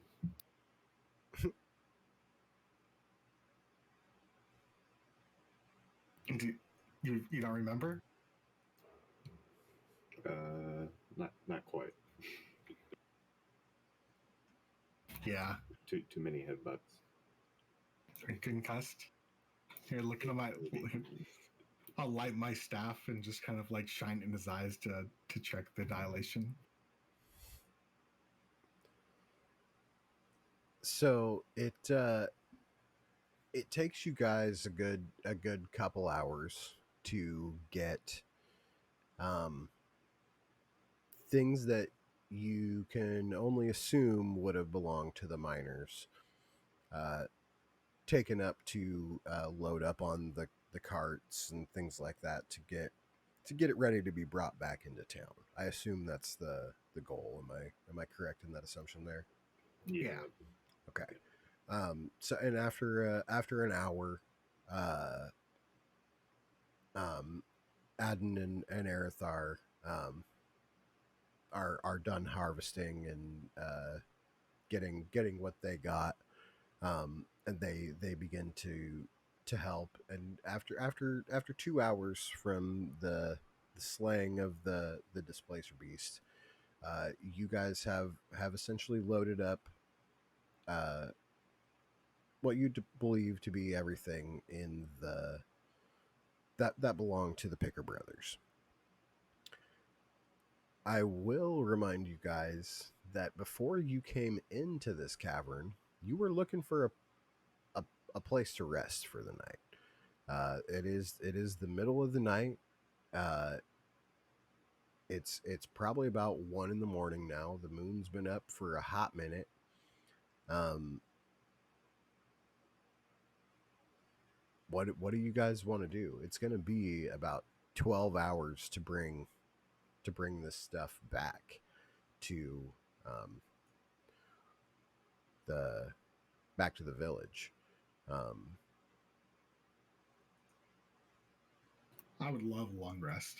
I mean, I guess this is about as good as place as any. I think we should go camp someplace else. Should I go hide and camp off the path? Yeah, I mean, Okay. I have you guys. I have you guys. Your little marker here on the. That's where you are regionally right now. If you guys would like to go deeper into the wood off the path or something like that, you can certainly do so. Um, roll me a survival check. Whoever's gonna go look out there and see if they can find a spot. Who's that gonna be? I'm guessing the ranger. Guessing the That's a solid guess. Go ahead and roll it for me. Could I get any assistance from our cleric? Yeah, like guidance and guidance. Yeah, that one. Perfect.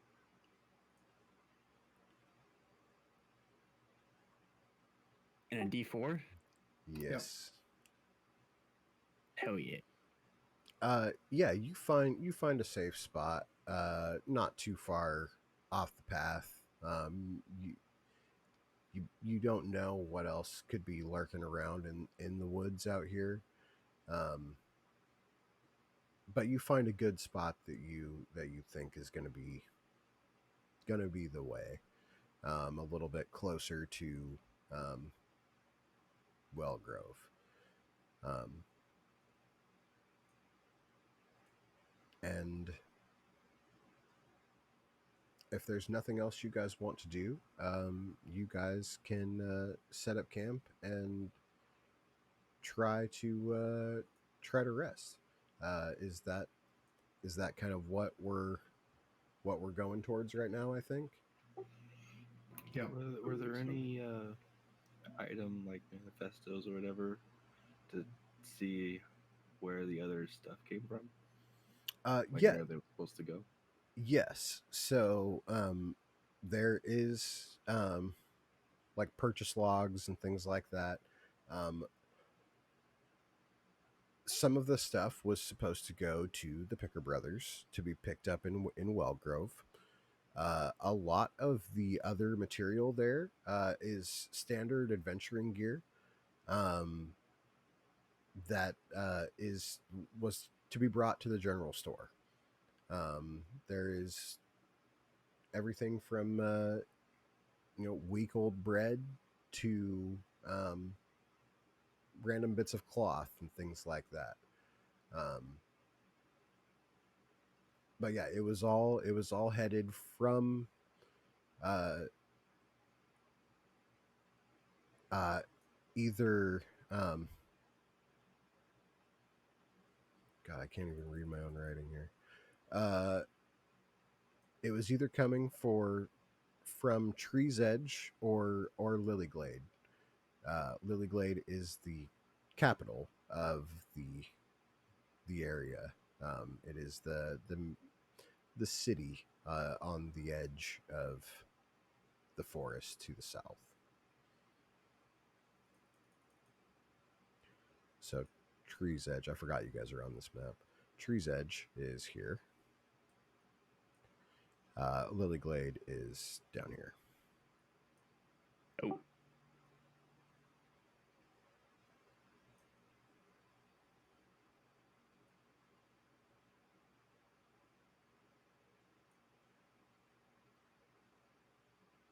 were there any arrows in that stuff that they found? Uh, yeah. Not a whole lot. Just one bundle. Um, they were set to be sent to um, the hunter. He had ordered them. I forget what his name is right now. About 20 of them? Yeah, yeah. There's a bundle of 20 arrows. Hell yeah.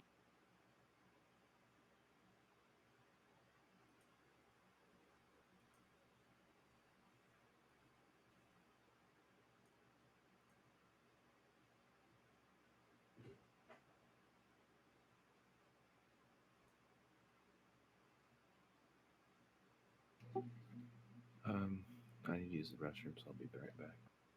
Yeah, I could. yeah. I was gonna say, why don't we do like a 10-minute break real quick? Get up, stretch, grab a drink, and everything like that. And then we'll do some perception checks and see how this camp out goes. Sounds good. Cool. Cool. Thanks everybody for tuning in and watching right now. We'll be right back.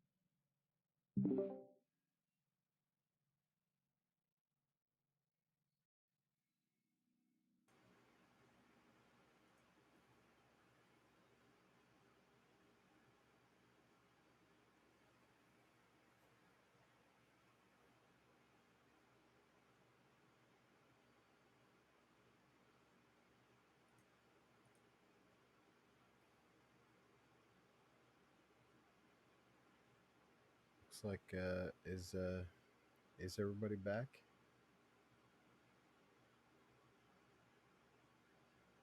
Present. I think maybe just Casey.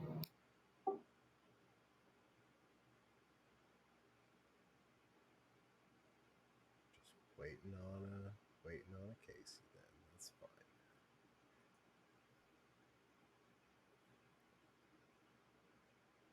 We're back. Got me a Coke. Got me my water. We're out here. If you're tuning in, thanks for sticking with us through the break there. How's it going? How's your night going? If you're watching this later, how's your day going? How's your whatever going? I hope you all are doing well out there. We're gonna see how this little camp out session goes. I'm gonna ask them what their camp looks like, what they're doing at the camp, what the order of their watch is. We have to assume that they're gonna keep watch, right?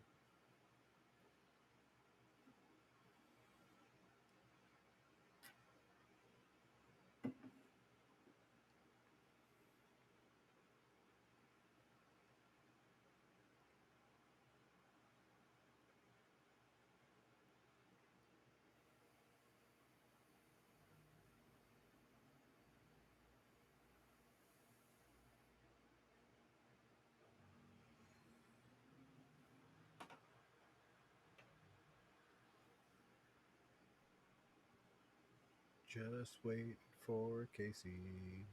That's what we're doing right now.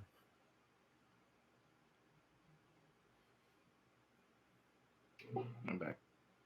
Hey, and we're all back. We're all here. The party's all here. The party is currently setting up camp. Adam found a little spot out in the thicket, in the woods out there. Um, what what's your guys' camp set up? Like what's it look like? Do you guys got a fire? Do you uh do you all set up around the fire? Does anybody have like any particular thing that they like to do to their bedroll before they go to sleep? Like, Adam, you're the one that found this spot. Like, what's this spot look like? I was hoping not too crazy off the road, but a little bit conspicuous. Maybe behind like a cliff, if it could be like a hill or something, so we don't have like direct sight of the road entirely. But we could like station ourselves to like look around if we need to be. Yeah, I mean, as far as like super deep cliffs or anything like that, it's pretty plainy out here. Um, but like you did find what you assume to be a safe space. Um, and you said you wanted it to have a view of the path or not. Uh, maybe not our main like, encampment, but like whoever we have on guard could see the road or could see if something was coming from the road. Sure. So a solid little vantage point there. Yeah. Okay. Um. What does Adam do when he finds a place to camp? Like what does this look like? Like you found a spot. What makes it your spot for the night? Just good cover, but enough room for us to be able to sleep and I'd set up a fire for food and whatnot. Sure. What part of the year is it? It is it is the I think I said spring. I might have said summer. It's We could definitely probably sleep without fire though, right? yeah. Yeah. Yeah, so maybe we'd only use fire for food and stuff, but put it out when we go to bed. Okay. Wise choice. Wise choice for sure. Um uh Gus, as you were going into the forest um to follow Adden to camp, this blink dog has just been at your feet nonstop. Um like it is uh it has totally taken you on as its guardian. What what do you do as you follow Adden to the spot? Do you interact with the dog at all? Do you what's that look like? Yeah, I've like taken apart rations and like tossing food to it, kind of just talking to it like it's my pal. What do you call it?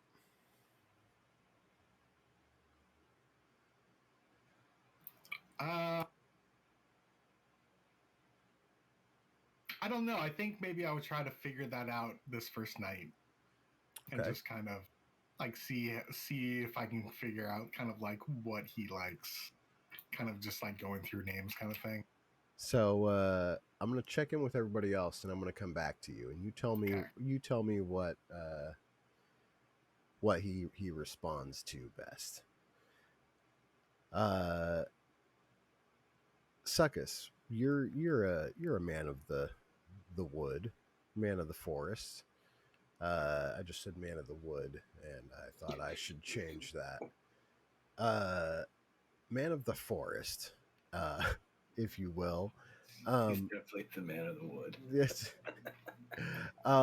When it comes time for you to set up a camp, what does that look like? Do you have a bedroll that you lay out, or are you more comfortable just like posted up against a tree, or what? Definitely no bedroll. Okay, Yeah, yeah, more or less like a tree, rock, something like that. Kind of in a not a reclined stance, but between chair and like fully reclined, like a little lean back. okay.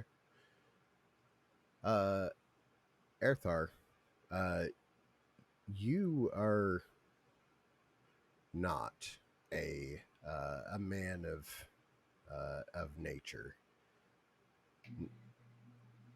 So what does this look like for you? I mean you grew up and with the Orzov it was well off. So you grew up in a comfortable abode. You're not used to sleeping just on the ground. Do you have a bedroll? Do you set it up next to the fire? Do you what does this look like for you? Yeah, I definitely don't carry this bedroll around for nothing. I will be using it when I need to, and For it will sure. be next to the fire. Yeah. Okay. How so what what is Arathar's reaction when Adden's like, all right, is everybody going to sleep? What and he goes to like put out the fire. What's your reaction at that point? Oh no, I completely understand why. Okay. I don't say nothing. Yeah. Okay. But before that, um I assume do you guys all use one of your rations, eat a little dinner, get some food in you? Do you guys all Yeah. have rations? Would you allow me to hunt? Uh, well, um, Do we take displacer beast meat? Oh, I was gonna ask that. I forgot. Good call. I mean, there was a nat 20 on the harvest, so if you guys want to try to cook some displacer beast meat, you can definitely try to do so. I legit was gonna ask about the meat. I forgot. It is they are fairly lean creatures. So I will say you get 20 pounds of Jeez. of uncooked displacer beast meat. Who's Starsky, carrying that? what's I'm not good with the resub for the 1 month at the Oh, we have tier a card. 1? You already know we appreciate you. Hell yeah. Thanks for tuning in, dog. I really loved Backstreet Boys concert with you last night. Thanks for putting up So with what? my A pound drunk self. per ration, probably. Uh, well, it's going to you're gonna have to try to cook it. Is anybody proficient with cooking tools? No. Is it Neothar? Nope. Or wrong character. Never mind. Yep. Suckus, are you proficient with cooking supplies? Painter supplies. Painter Painters. supplies. I could paint a nice looking meal. You're really good at setting the plate once it's all done. Why do you have painter supplies? Don't worry about it. Go ahead, make me a survival check, Adden, as you try to cook up some of this meat here. Okay. Yeah, if you take 4 pounds of meat, you can definitely feed everybody. Nobody would have to use a ration. If you use 5 pounds, then you can also feed the blink dog that is accompanying you guys. Oh yeah, I'd do that for sure. Okay.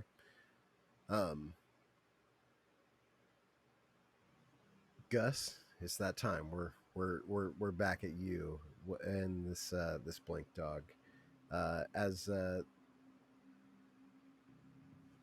Adden hands you uh, the the bit of meat for the blink dog, you call him over. What do you call it? What is it? What does it respond to?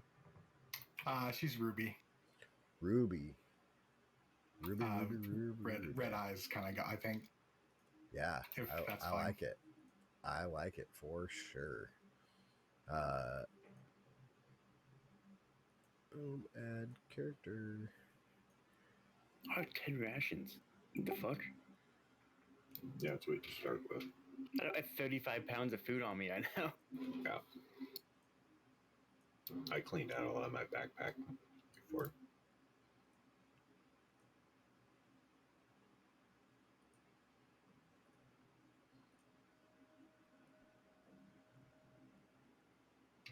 My backpack is completely full.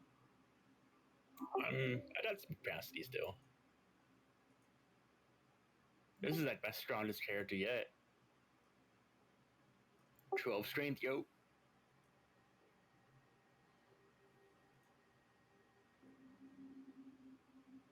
Oh wait, my paladin had 20 strength. Never mind.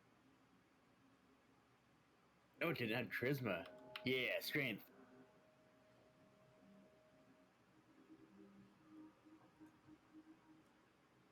Okay. So let's talk about when it's time to turn the lights off. Or do you guys talk about anything around the fire while you're cooking up the displacer beast meat? Like a lot's happened in the past 24 hours. Alabasters came into town. You guys found that note with the Orzov having to do with Alabasters, paying the Hidden Bush Gang, who are the Blinky Piners. What's the talk around the fire?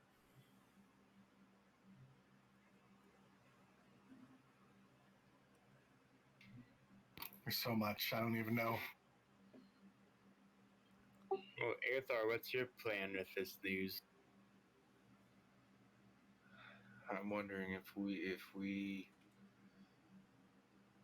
just tell the general shop owner that we found his stuff and keep the other stuff to ourselves, or do we try to expose alabasters for what they did? And I don't think we're ready for what's going to happen if we do that. I mean, the town's ready for that.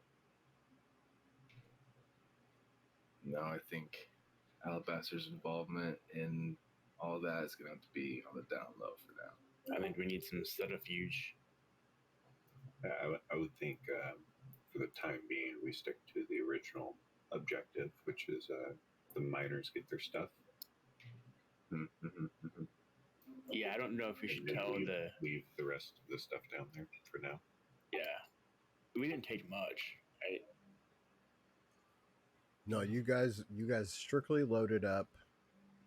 Nobody told me otherwise. So you guys strictly loaded up what you believe to be the Picker Brothers materials onto the cart that you guys got from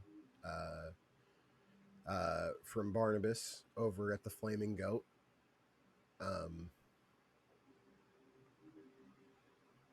Yeah, that's what you guys currently have. It's you guys at camp and your wagon of goods that belong to the Picker Brothers. And 20 arrows. Yes, you did take the 20 arrows that were to be delivered to Sebastian Lefty Leftwich, resident hunter amongst Swellgrove.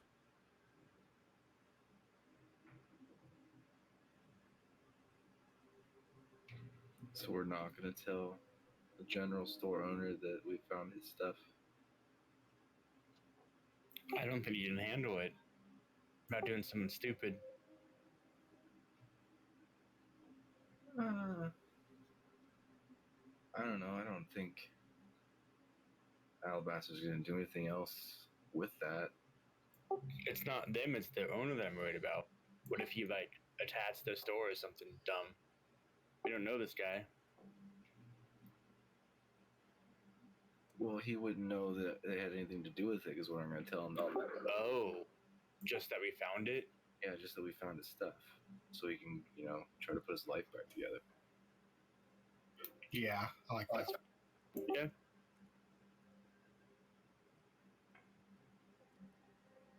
Do you think Alabasters would find out? Well, they were. Oh, wait. Didn't the guy live? Yeah, the main guy. Oh. So if this dude shows up in town with all the stuff that Alabasters had, that guy's gonna know. I was gonna get back to Alabasters what happened. Well, they might know about it right now. Yeah, either way. It's right, but are we endangering him and other people because of that? Well, their objective was to take over the store and get planted in the town, and they've done that. So I don't think, he can't get his store back, even if he has his materials he bought. I just don't trust mortal men very much. Agreed. But if you think he's safe, then okay.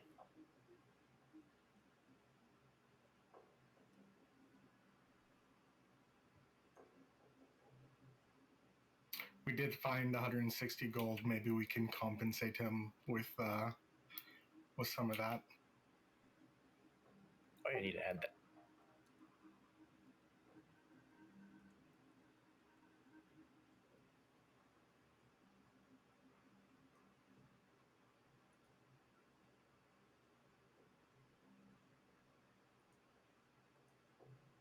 Yeah, I haven't had that either. It's what, 40 each? Yeah. Well, I'm okay telling him if he thinks he's gonna be okay. It helps him.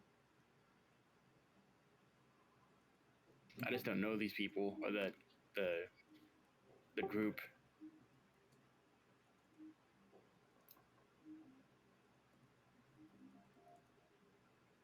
Yeah, I think I don't know.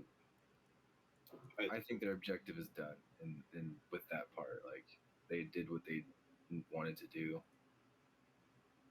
I don't think they're gonna come after some nobody who just wants his stuff for his general store. That's fair. Yeah, I would think that as much as I would love to do the right thing, I believe Alabaster's time will come around, kind of like with the balance, karma kind of deal. I think at the time being, if we leave their name out of it, Yep, for sure. We can't handle that right now. The church must know. I don't know if I can not tell. so you're saying the guy we needed to worry about the whole time has been with us?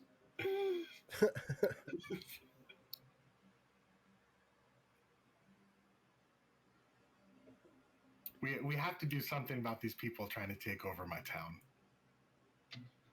Oh, we will. We just can't. Subterfuge. Like we know, they know, we know. But we don't need like a full-on war going on, you know? Yeah. Can We I need a small elite strat. can I get a persuasion with advantage from either Erithar or Adden? Whoever has the best persuasion. Gus, will you roll me an insight check? I'm so well. Okay. Yep. Mine's +5. You get the advantage then.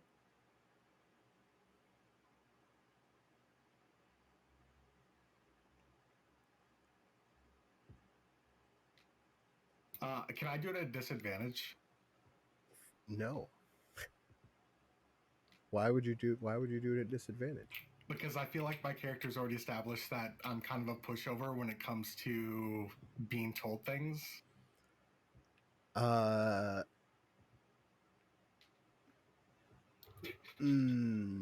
me Like roll me a D100. 51, right. 51 through 100. Yes, you get disadvantage.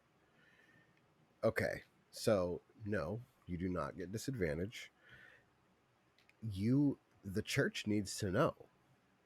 Like whatever argument they're putting forth on you, the church, they something's going on, and you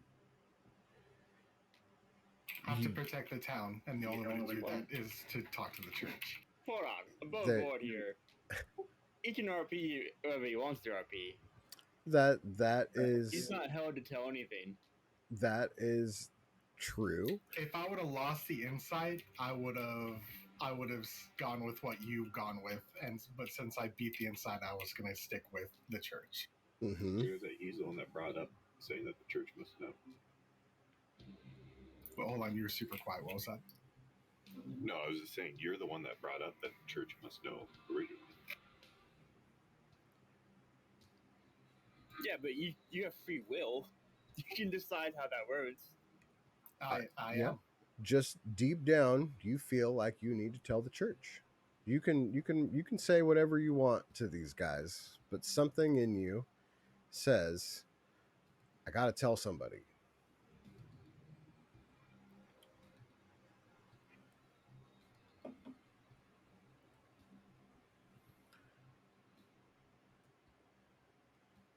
I'm fine not telling them. I could even get away with not telling the shopkeeper for his own good. But the church is the city. And if someone is going to come in here and try to uproot our citizens, the church must know. We can tell the church for sure, just not right away. Does that work? We don't need to walk back in town and tell them right now. This little church in this little town will not stand up to Alabasters and the Orzov Syndicate. I promise you. If you spread the wrong information to the wrong people, it's just a death sentence. Exactly. We will do what's right. I can wait. We'll tell them, though. I promise we will tell them soon. What's our plan, anyways? What are we doing next?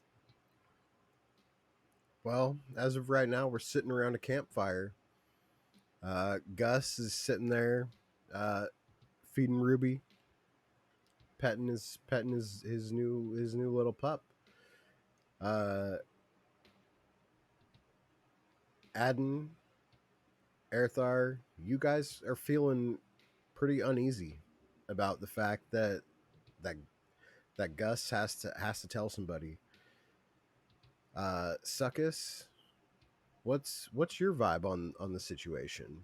Like, do you understand where Gus is coming from? Like his want to respect where he came from and tell this group that he has a really close bond with, No, I or get it.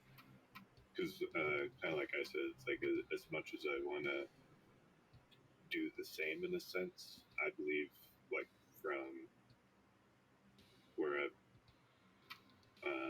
grew up in the religion and all that stuff, I believe, in the balance, it'll work its way out. So if for the time being the correct stance is or the safer stance is to not spill all the beans, then so be it. Because in the end, what'll need to be done will be done. I love it. But I understand Gus's struggle in faith to his church.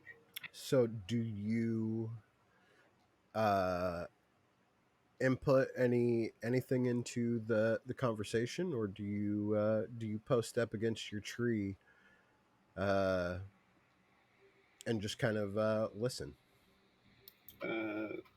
Yeah, I'll just kind of hang in the back listening. Okay, Still might be a little concussed. that's fair. So you guys get camp all set up. It's good, just the way you guys like it. You guys cooked up some displacer beast. Everybody's got a full belly. It's now time to put the fire out and get get some good rest in. What's uh what's the thought process here? Is everybody just like, okay, fire's out, like it's time to sleep? Does anybody offer to stay up a little longer and keep a watch? What's the vibe of the group here? Well, I can rest in 4 hours.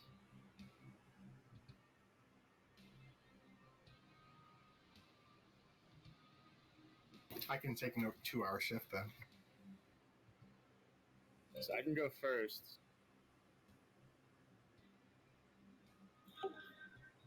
And then, how many people can you do your vision thing for?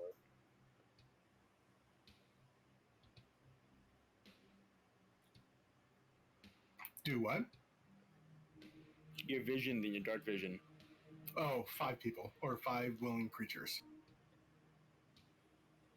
How long does it last? 1 hour. Oh.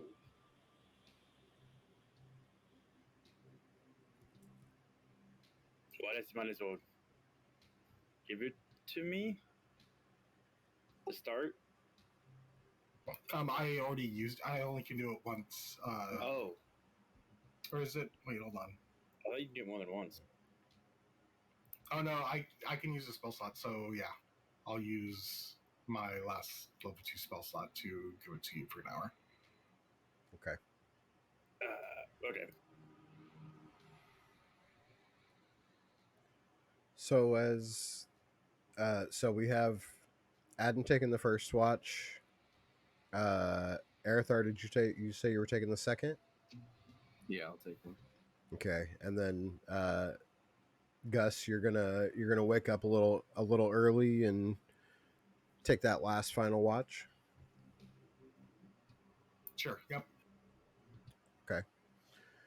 Um, Adam, will you go ahead and roll me a perception check with advantage, since you got that bonus? Okay. You do not see anything, even with this enhanced vision.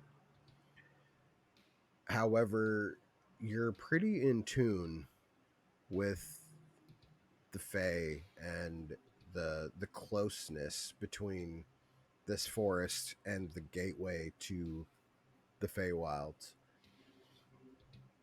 And you can't help but feel like you hear faint, faint whispers coming through the wind from the forest out to the plains to the east.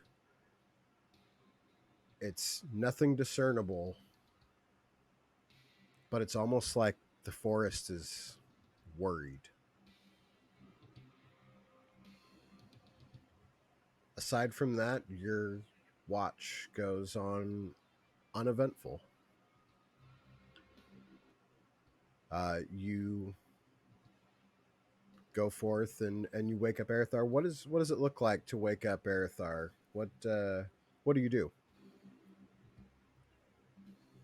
I just shake him. Okay.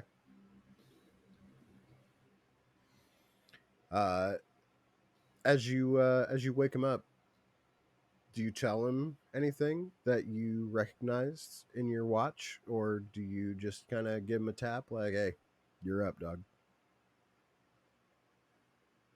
No, just tell him.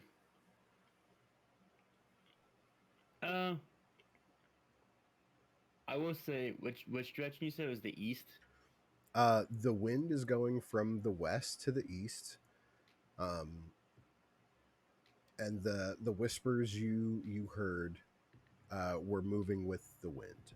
Like every time the wind pushed through the trees and the leaves rustled, it just was this little indistinguishable whisper of uneasiness.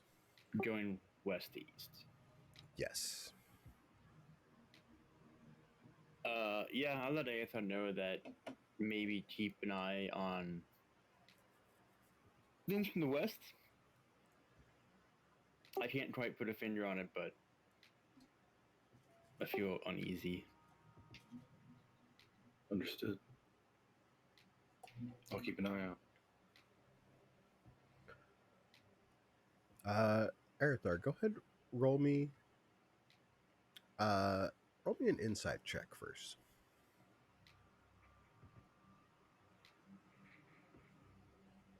And a perception check, please.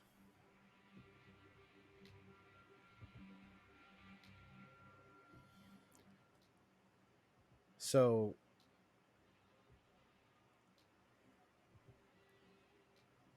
throughout your watch, uh you notice the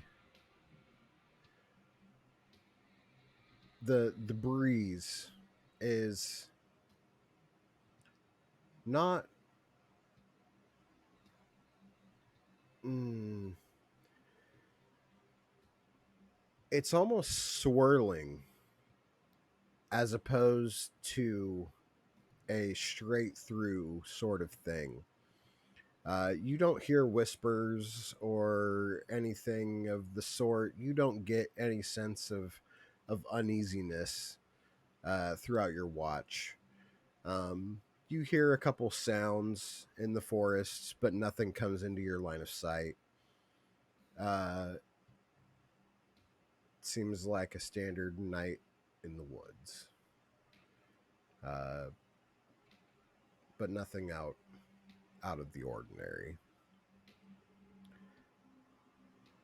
Uh, as you go to wake up Gus, as you approach, uh, before you get to Gus, the blink dog opens its eyes. Ruby stares at you, kind of backs up into into Gus's lap as he lays. I forgot to ask you, Gus. Do you use a bedroll? No, We just out here on the floor. just on the ground. Perfect. You guys are making me feel real bougie out here. It's the only bedroll. You Yeah, are we said bedroll. okay. Oh, Adden's got the bedroll. Okay. Actually, no, I don't need it. Never mind. I don't sleep. I just meditate. Arthur, you're bougie. I don't know what to tell you. I'll take it.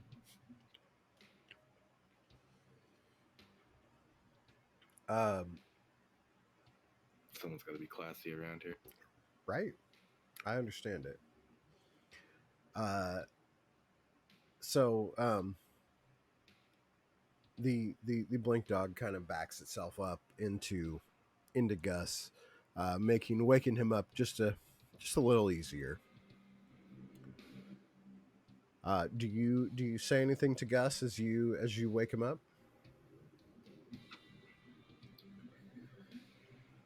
You're up, friend. How was the watch? It was calm. I didn't come across anything. All right, we'll make sure it stays that way. I'm Gus, gonna yawn and go back to sleep. Gus, go ahead and well, what do you do with Ruby? Do you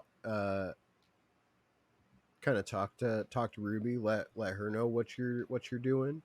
Do you yeah, what does this Yeah, look like? it's basically like she's now part of the team, and like we're going on watch. And basically, like I guess I'll be like playing with her essentially. I guess kind of like play combat, kind of like getting behind, like having her like get behind me, kind of thing for just the kind of playful combat stuff. Sure. Okay. Go ahead, make me a perception check.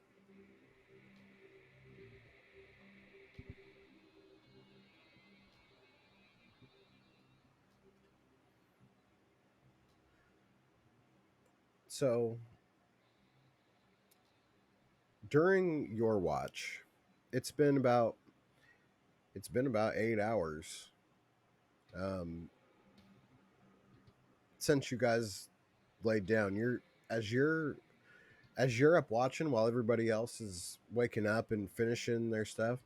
Sun's Sun's honestly been up since like 15 minutes after you got woke up.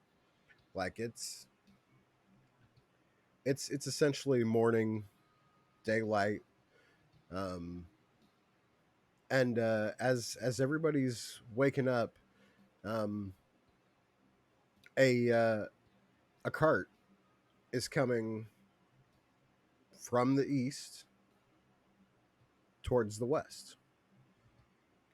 It looks indistinguished or undistinguishable. There's nothing special about it. It's just a standard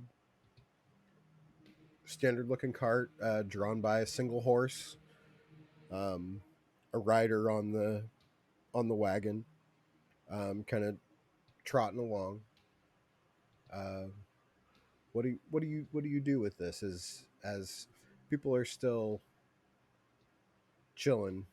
Um, Adam, you're finished with your meditation at this time. Um, Go ahead. You can make me a perception check as well. Mm, okay. Will you make me a history check too, please, Adam? Ooh, not as good as that. Okay. Um, this appears to just be a standard merchant's vehicle. There's nothing weird about this. It's just a cart rolling on through. But you two, Gus and Adam, you guys connect eyes and you see this cart rolling through.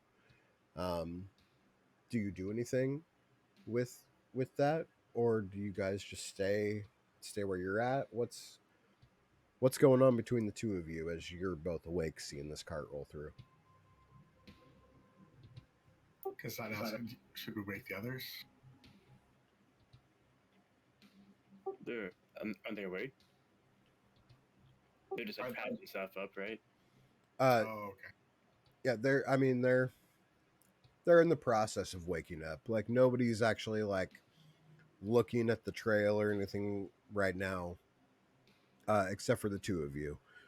So you guys could either notify the others that there's someone passing by on the trail or not. Um, as of right now, you two see it and are looking at each other.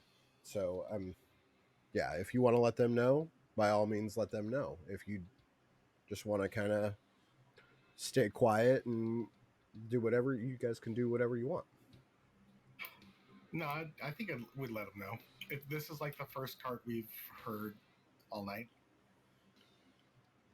Well, it's morning. The sun is out.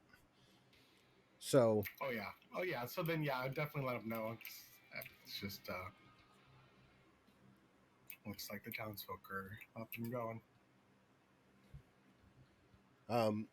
you guys do know that this, in order for this cart to be here right now, they would have had to have been traveling all night. They would have had to have left at Tree's Edge at like midnight to be where they are on this trail right now, heading into Wellgrove. Yeah, I don't know about this one, Gus. Yeah, that's a good point. Can Does this dude like look? He said it's one guy, right? Yeah, it's actually a turtle. oh fuck. Well, Is he like armored or anything? Or is he armed? Um, No. go ahead, make me an investigation. My 24 doesn't help. Uh, make me an investigation. Uh, he he looks to be a merchant of sorts. That is incredibly suspect. have you ever met a mean turtle? Come on. Yes, all of them. Excuse you. You don't know where I'm from. What I've seen. I will tell you guys that while while he is on a like a carriage and has a wagon, um, it's drawn by a horse. This horse is not like even trotting along. It is just like mosey. It is just slowly chugging along. Yeah. We should get the others up just in case. Yeah, let's get him. Like we have time. Like so. Like he's hasn't passed us yet. No. Okay. He's going nowhere fast. You guys definitely wake up Suckus and Erithar. Uh, you get them. Everybody now sees this turtle merchant just chilling, like going down this path. If anybody else wants to roll me an investigation to try to get some more, you can do so. Yeah, let's see how good it is. Waking up, eyes adjusting. Yeah, as expected. Erithar?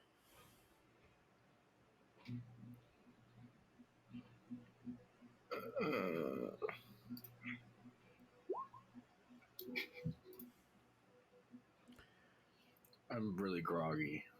This You is know, well, waking up just isn't my thing. um Gus. Gus and Erithar, actually. Will you guys both roll me history checks?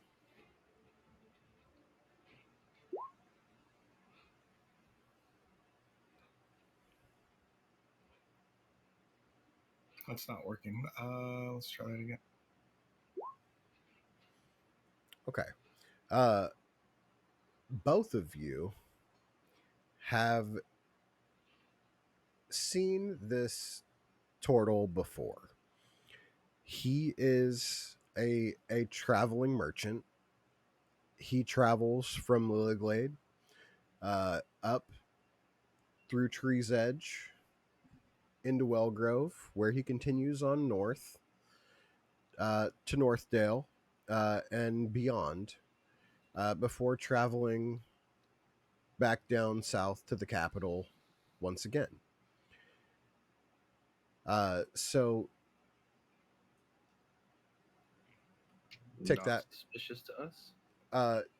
No, it's been a while since you've seen him through town, but you have seen this turtle before.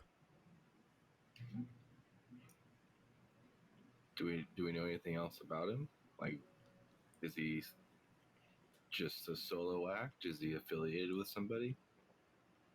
You know that his horse that draws his carriage is actually a construct.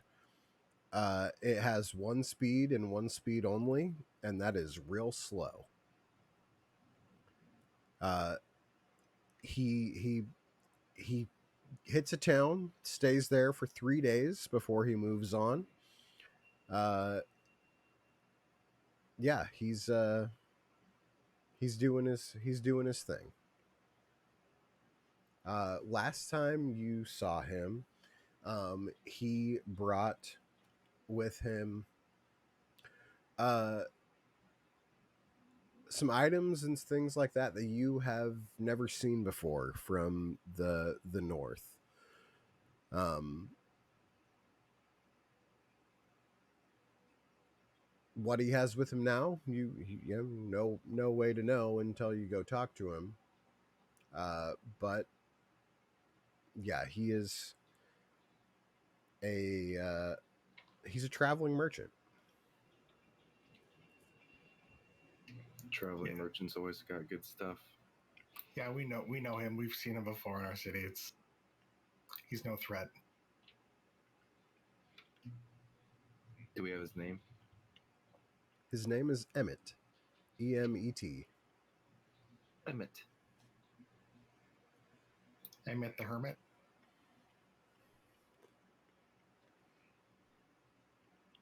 Yeah, I'm gonna go. Do you guys want to go catch him? See how he's doing. What he's been up to. Might have some information if he's been traveling through forest. He probably would have been attacked if it wasn't for us.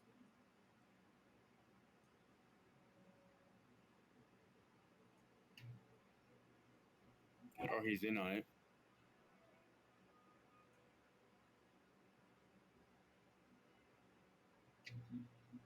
Well, only one way to find out. I'll hang back and keep an eye out. It's a good plan. Okay.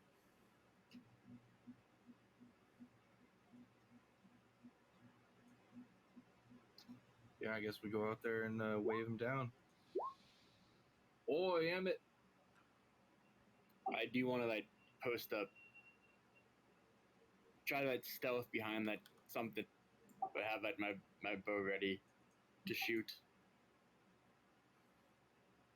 Okay. Suckus, what about you? What do you do? I'll be a little bit behind Arthur and Gus.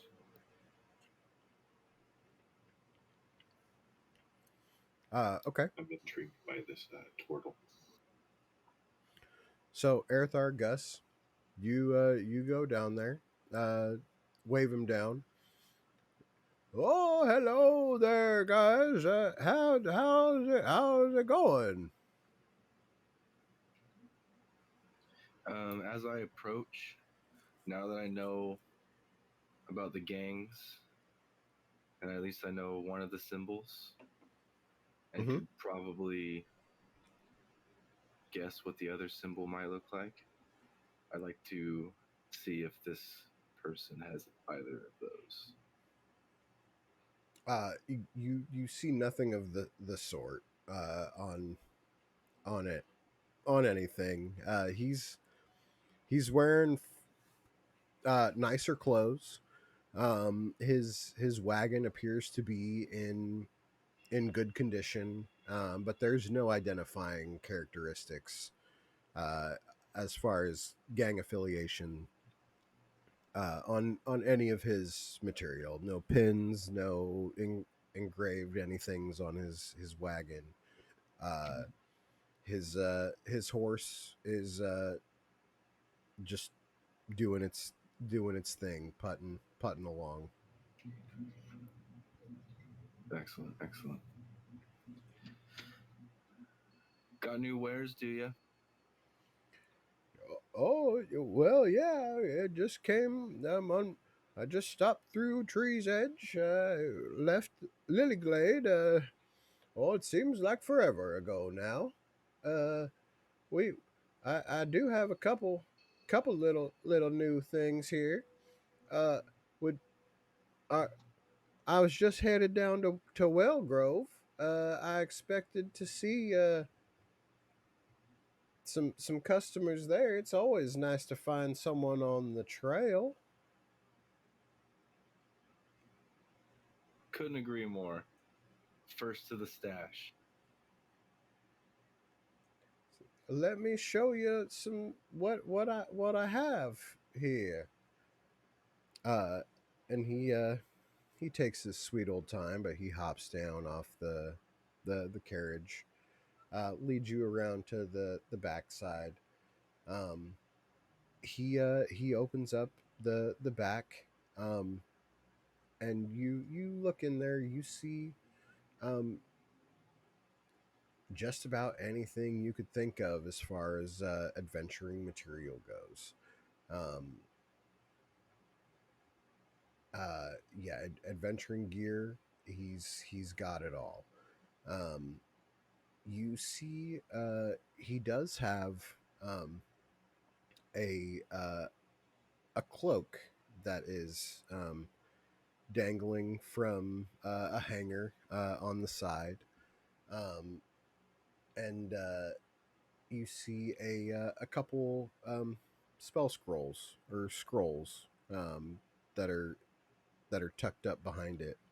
Um, uh, yeah. So I have I just was at the capital, so I was able to stock up on all my adventuring gear. Some it's wild out here in the forest sometimes.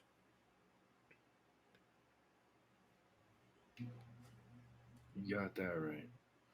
I was also able to haggle my way into this magical cloak up here. And I was able to get a couple spell scrolls that I've got in there too. Tell me about the cloak and the scrolls.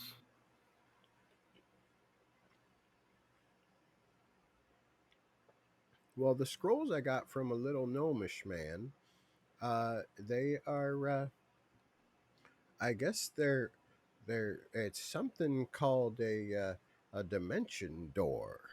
I'm not entirely sure what that means, but they told me that if I found some wizards or someone that deals in the magic that they would be interested, and I got them for a deal, so I had to take them.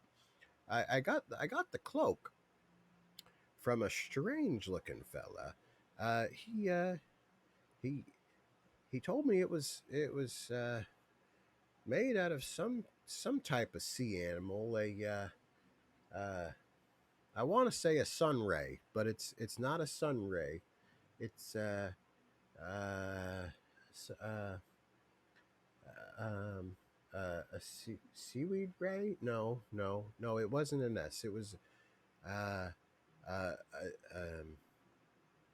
a mountain ray. No, manta ray. It was a cloak made of uh, the hide of a manta ray, and I rumor has it it helps you breathe underwater, and I guess you can swim better too. But the hood's really heavy. I tried to pick it up and put it on. It's really heavy. It worked. It's fully functionable, uh, but it's a heavy hood. Interesting wares you got. Well, you know, I try. I don't know if I'm interested in any of them this time, though. Maybe on your way back down, something better. Well, you know, it's always a pleasure to meet a friendly traveler on the trail. I trust you guys are traveling safe out here. Everything's been okay. Yeah, we're heading in the same direction. Oh, you headed to welcome. You're welcome to join me if you'd like. We might be going at different paces. Oh well, yeah. Of course, I do take my time. That is one thing I am known for. And he like proudly says that and kind of puffs his chest out a little bit, like, yeah, I know I'm slow. Slow and steady wins the race, my friend. That's what the legend says. And he turns over to Gus. What about you, my friend? Any you looking for any sort of adventuring materials? I was just wondering how you've been a merchant for a long time. I can tell. Do you how good is your eye with gems? Oh, I do love me some gems. Do you have any? But would are you trying to get rid of some gems by chance? The people of the Uh, north, they love them. we do have a few gems. I would have to talk with my friends before letting any of them go. But yeah, I just wanted to see what you thought of that. Well, I will be in Wellgrove. Let's see. He looks up at the sun, kind of puts his hand up to kind of measure where he's going, what he's doing. I will probably be there. I'd say tomorrow. Gotcha. And how much are you looking for this cloak? Oh, the cloak. Well, I let's see. I paid 100 gold for it. Uh, I could probably let it go for 250. Okay, we can. I'll see you maybe in the town to see what we can come up with. Well, of course. I I look forward to seeing you guys very soon.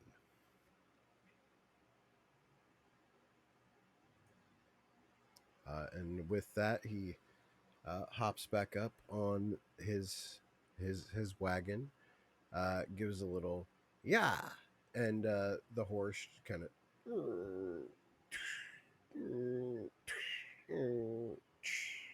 just moving ever so slowly.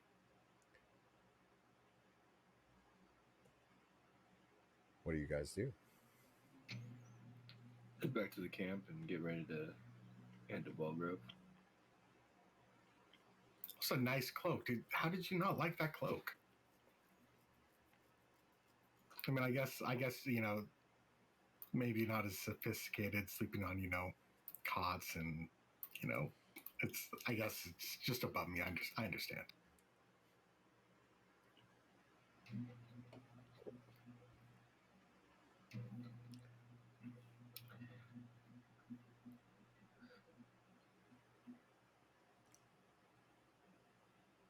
Like response is even beneath you. I'm just gonna cry and walk. Where's Ruby? I need a hug. Ruby's just been at your feet the whole time, just waiting. As soon as you In my mind, you answered your own question.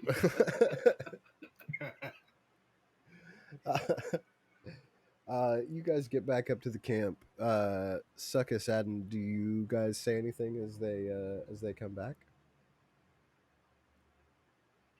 Nothing worth it, huh? Well, the spell scrolls were interesting, but nothing I could use. Do you think it's odd how he can just carry hundreds of gold or goods with him on these roads every day?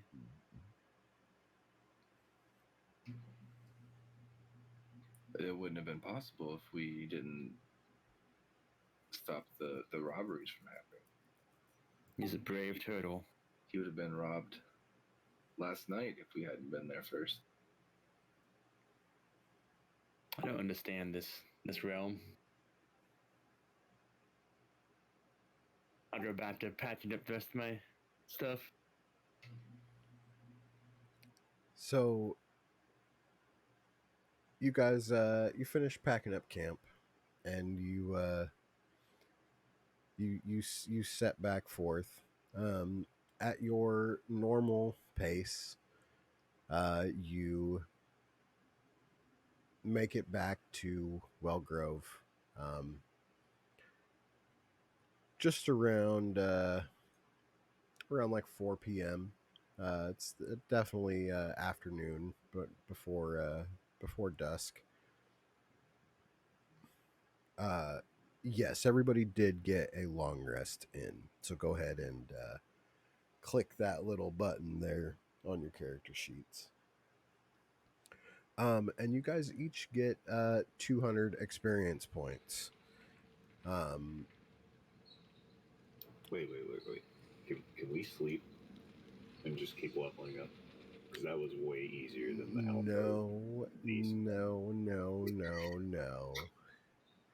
No. You get 200 experience points because I assume you guys go turn in your gear with the pickers. Am I correct in that assumption? Yes. Yeah. They each they reward you guys with the arranged payment as well. I don't think I wrote down how much that was. 7,000, I think. Yeah, it was something like that. Well, No, it was 8. It was 8,000. 8, I do remember. Yeah. That sounded pretty low to me. yeah, okay.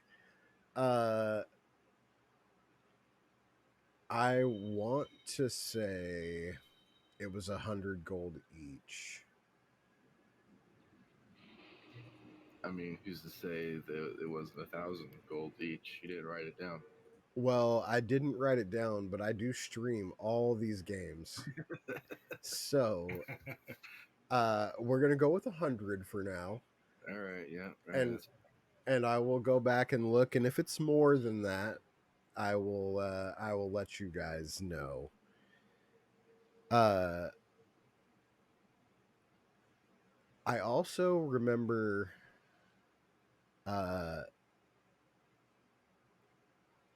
couple of you signed the book of the picker bro.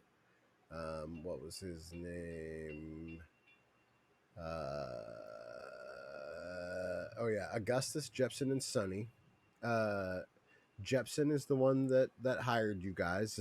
Augustus is the one that pays you, and Sonny tried to collect your guys' autographs. If I remember right, he got 2 of your autographs before, and 2 of you were like, "Yeah, I'm not feeding into this." Is my memory correct on that? It sounds familiar, but I don't Yeah. remember the details. I'm pretty Yeah. sure Aether 100% signed it. Yeah, Erthar signed it, and I think Gus signed it too. But I feel like Suckus and Adden did not. But it might have been Gus that didn't do it, and Suckus that did it. I remember Adden did not. I didn't. Yeah, you did not sign the book, and there was one other that didn't sign it. I don't remember. Either way, Sonny, the dumb brute, as you guys are returning this stuff and getting your reward, he is begging for the other two autographs. Do you guys give them to him? He is now just like gushing at your guys' feet. Like he's an idiot. You guys are his heroes. The fact that you were already his heroes and now his brother is paying you guys because you guys saved their business, like I can't even put into words how much he is just like a party stand right now. And he's just trying to get his heroes autographs. Do you guys give him the autographs, or do you still shun him away? I'll entertain it.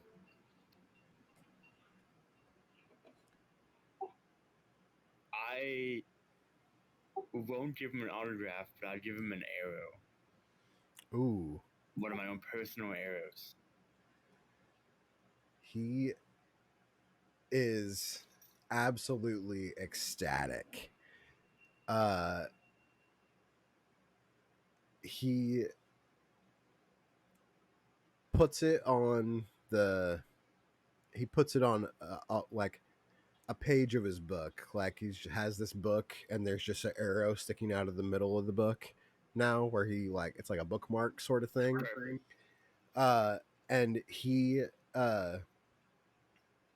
goes under the table, and like you hear this like as he breaks something off the bottom of the table, throws it in his mouth, and starts like just chewing on it. And as you're like looking like, what is this guy doing? His brothers, they he likes to take the tree sap off the trees and use it as like a chewing gum sort of thing. And he when he's done, he sticks it under the tables. It's gross. We tell him not to, but he just does it anyways. We gave up a long time ago. And he's like kind of working it. He spits out in his hand this nasty chewed up chunk of tree sap, and he like slams it on the page like on top of the arrow and like rubs it in, and then he pulls his hand off, and it's just this arrow stuck to this page with covered in tree sap now. And he like holds it up. Look at this, brothers, look at this, it's so cool. And he sits down at the table and just like and just looks at it. Your guys' autographs on one side, this arrow on the other side, and the brothers thank you all kindly. Pay you your 100 gold each. What do you guys do after you turn in the goods? Um, what's that look like for you guys? Adden, you know your sister should be coming home sometime today.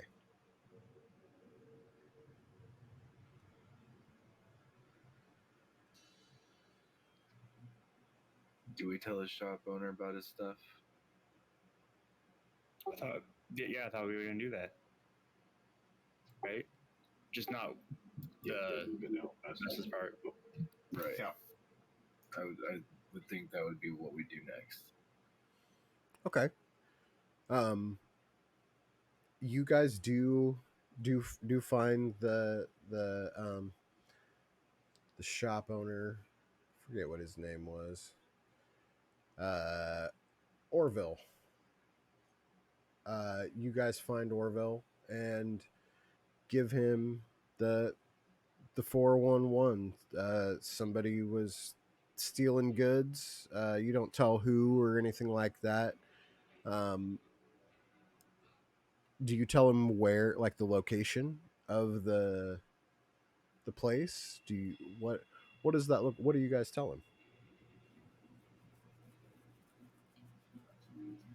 I have a map, a simple map pre-drawn for him. All of your stuff is here. Okay, so kind of leave it up to him to go fetch it.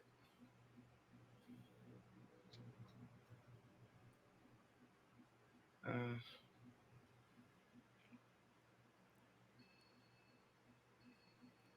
I mean, I offer to escort him there and back, I guess. If he's going by himself. When you find him, it looks like he's packing up his belongings to leave, like leave the town all together.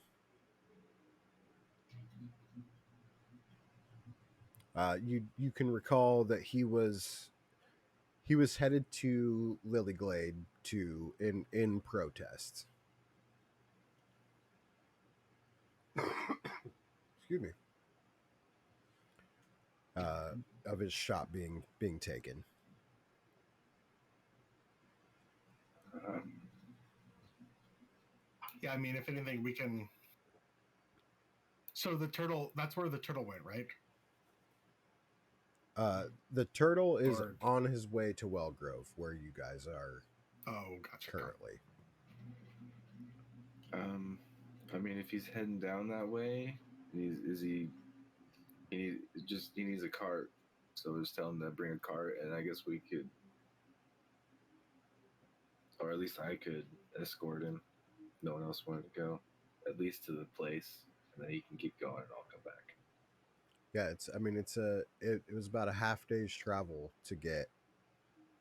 uh to get out there.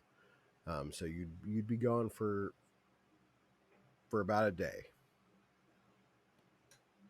to escort him out there and make it back home. Can we pay someone to just go with him? Uh, you could certainly ask around town and see if you could find some people to do that. Um, shouldn't be too hard. I mean, probably ask the shop. If anything, I would give the shopkeeper money to hire some of his friends that he knows from the city to go help him. Well, there was multiple shops or multiple deliveries to this same town, right? So there's multiple people missing their stuff. Oh yeah, Yeah, So we could just tell all of them, hey, all your stuff's here, and they can all go together. Problem solved. Just not the hunter. just not the hunter. Yeah. I mean, Well, his arrows aren't there.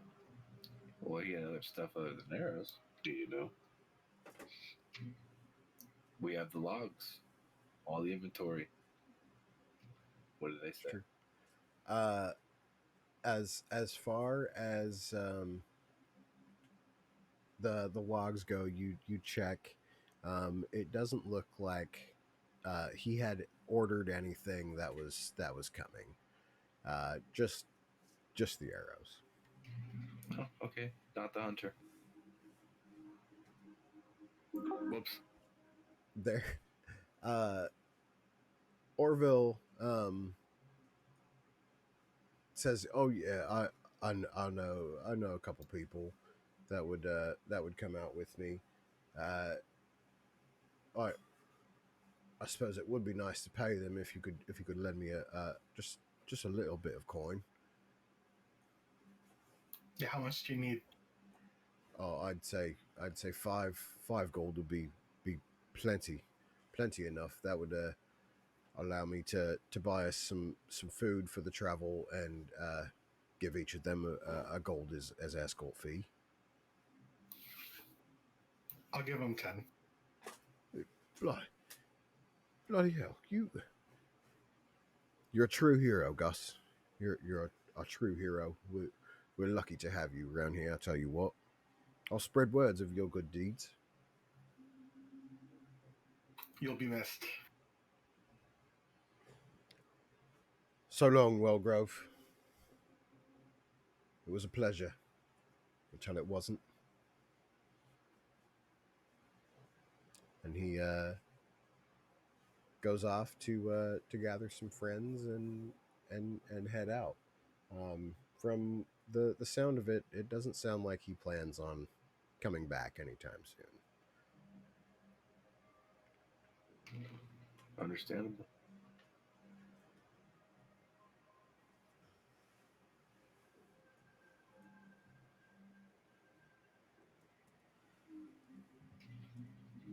So how do the four of us deal with a mega corporation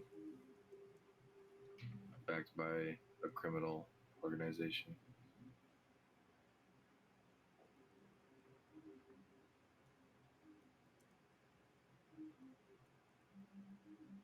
Well, the church.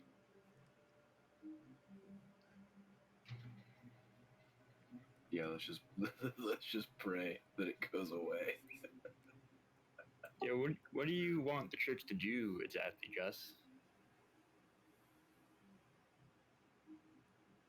Are they police? No, they are quite the opposite, actually. Uh, when it comes to the church in Wellgrove, uh, they run what is essentially known as the hospitality complex. It is the school, the hospital, and the church, all intersected and intertwined with one another. A big tree in the courtyard joining the three of them. Uh, they are they are not a military force of of the town at all.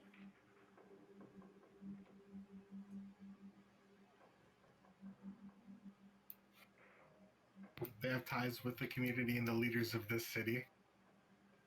They'll know what to do. Well, That I have pretty that good ties with the leaders of the city too.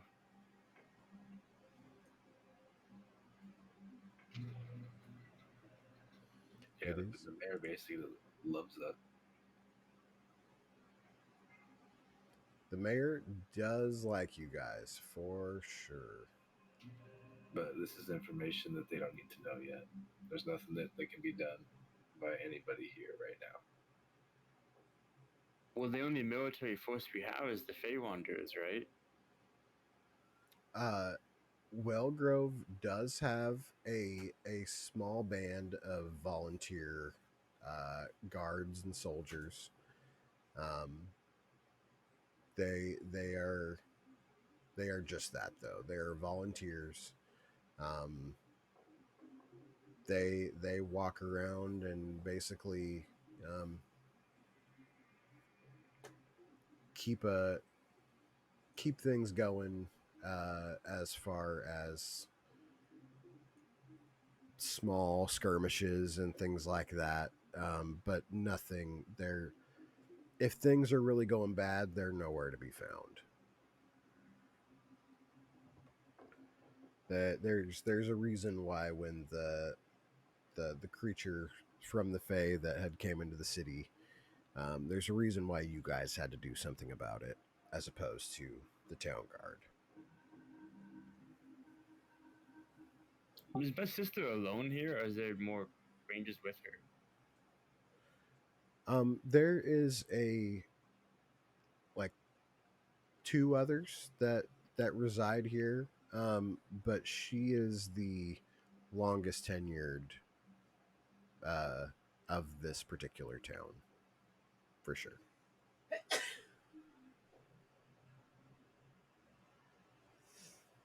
The others, they have a residency here, um,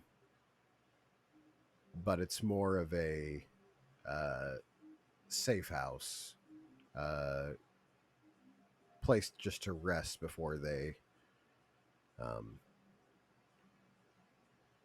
wander out of the forest. Well, Gus, if you really want to talk to the church, we can. Maybe they have stuff they can help us with, like supplies or something.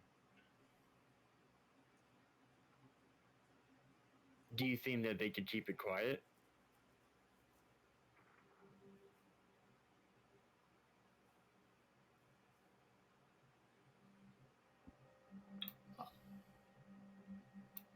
Uh, it's not my place to question if they keep it quiet or not. Yeah, there has to be like a leader, right? Right. How well do you trust them?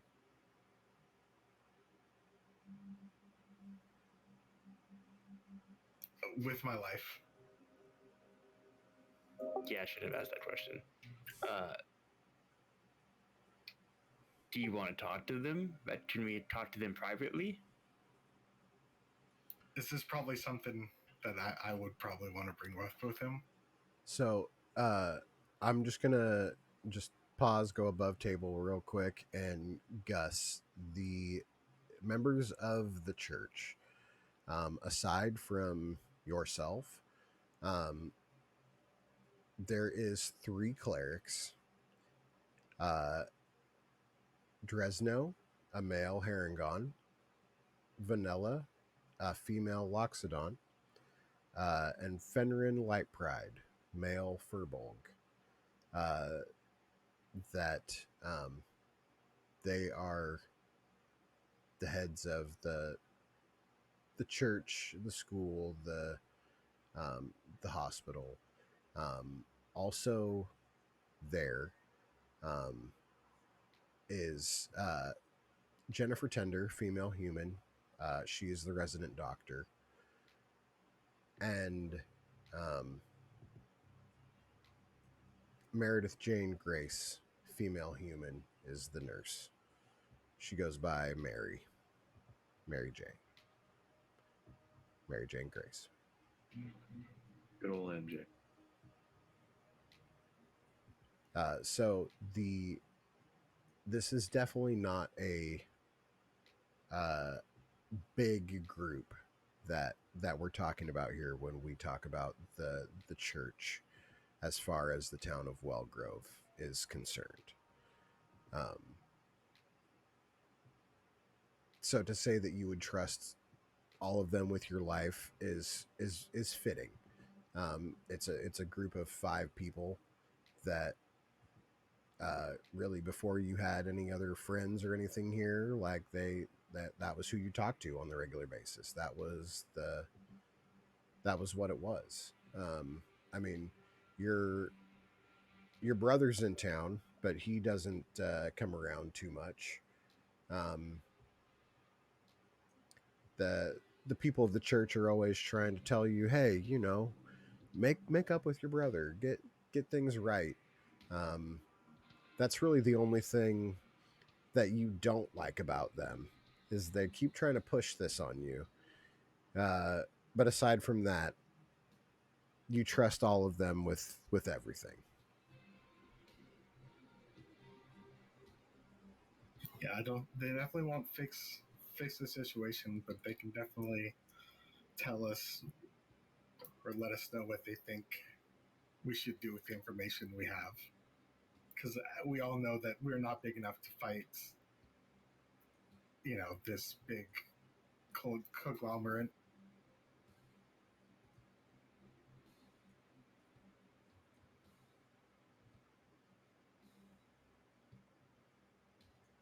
Well, if you trust them, I would go with you. That it, sorry, if you trust that this won't make things worse for us, then I would go with you.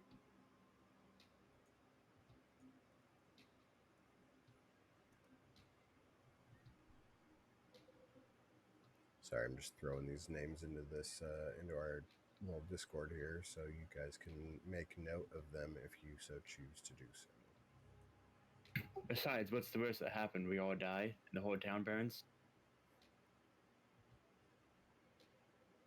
Been there, done that. Perfect. Yeah, those are my new characters. We'll just be stuck at level 3 eternally. I don't know what a new character is or what level 3 is. But okay. You guys are being meta.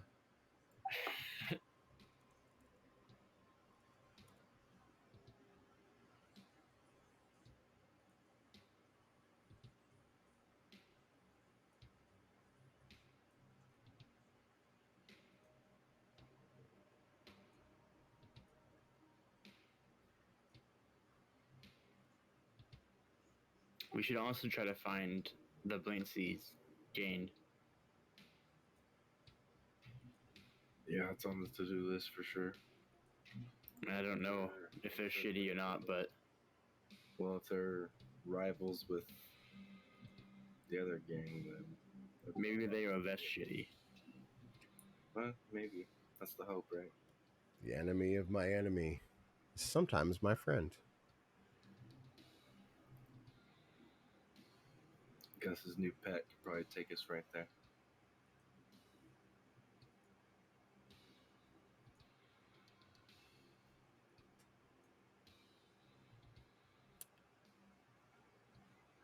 Yeah, I wasn't really like we didn't have to have like a big meeting with the people of the church. I just wanted to make sure that they were like they knew what we had found essentially.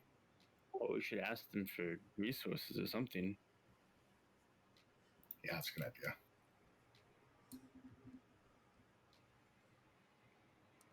I mean, so I mean, if you guys do go to the church, what do you tell them?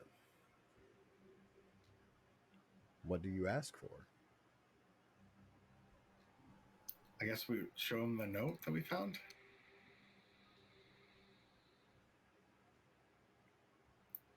And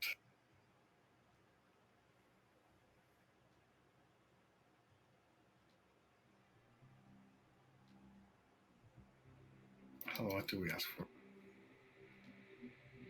I mean, there's not really much we can ask for from a school teacher, head of a church, and a doctor. I would imagine, at least.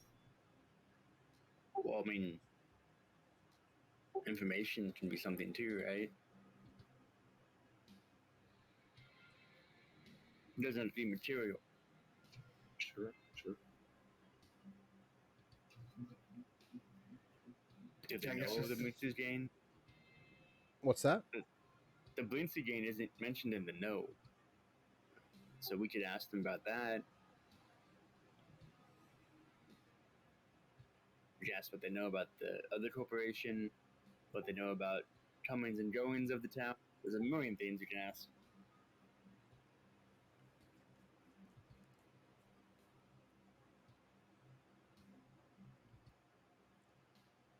Do you guys all go to the church together?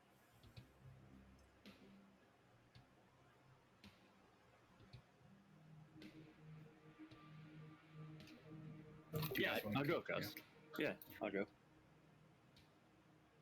Suckus, Yeah, I'll take one. Arathar. If everyone else is going, I'm going. Okay. So you guys head over to the church. As you guys enter in, they're breaking bread for dinner. There's some kids running around that haven't quite settled down in their seats yet.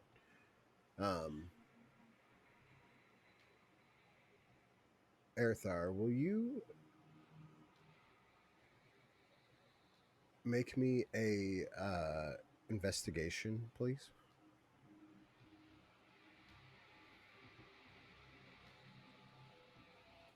Okay. Will you also make me an insight check?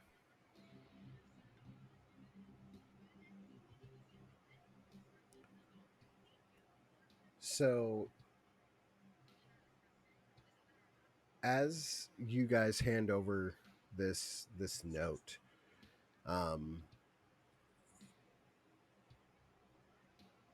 Jennifer and Meredith, they take it, they read it, they are there's a bit of concern going across on their face. Um, they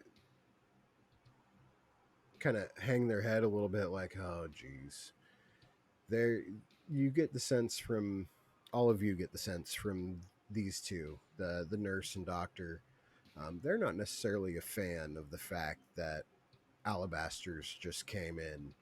Um, and so now seeing that they're working with a gang to make that happen, they're even more saddened at the thought and the process that's gone into this. When they handed over to the head of the table, uh, Fenrir sits at the head. He's kind of the one in charge. Um, he lays it down as Vanilla and Dresno read it over as well. Um,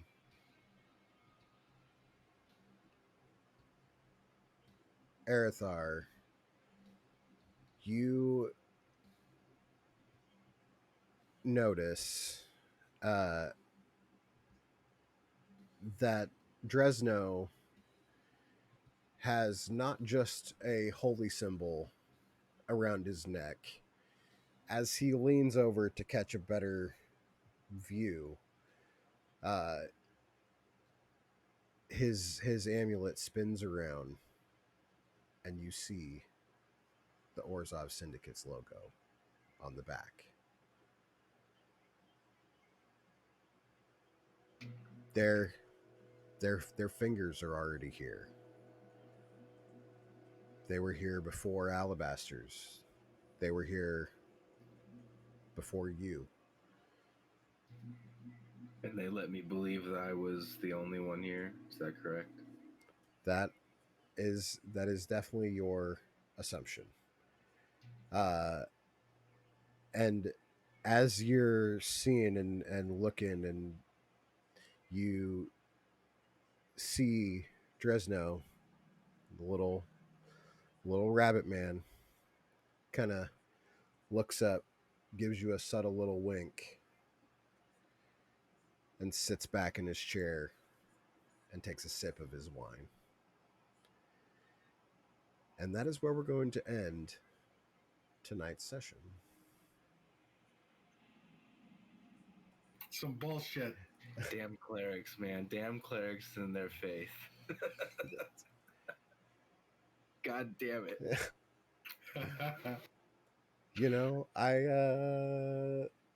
Well, Yeah. the only thing we got going for us right now is that the guy, this rabbit, thinks that I'm in on it too. It's the only thing we got going for us. You're totally in on it. How know you're not in on it? Just your church. You've insisted pretty hard too. Yeah, every you're pretty guilty here. everybody's in on it, I but tap my nose and look at Earthar. but nobody's in Yeah. on it. Yeah. Shit. Yeah, that was yeah, you got a nice little insight there. Yeah, it's oh, yeah, that was a fun session, guys. I genuinely had a good time with that. I hope you guys did too. It's been a while since we got to sit down and play, and it's going to be a little while before we get to sit down and do it again. Yeah. When is our next one? Well, September. Jeez Louise. All right. Yeah. Yeah, we'll have to make sure everybody's on the same page and stuff like that. But Because it's gonna be so long before we play again, I'm gonna say that right now that I use my psionic mind and I tell everybody,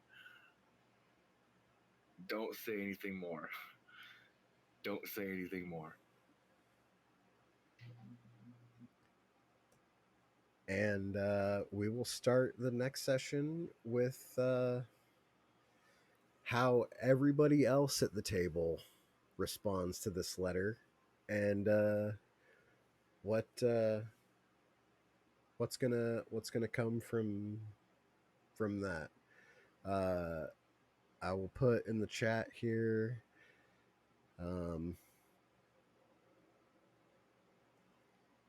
Arathar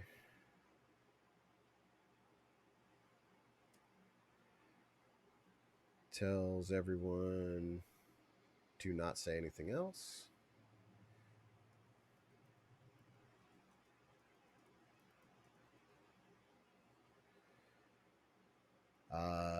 And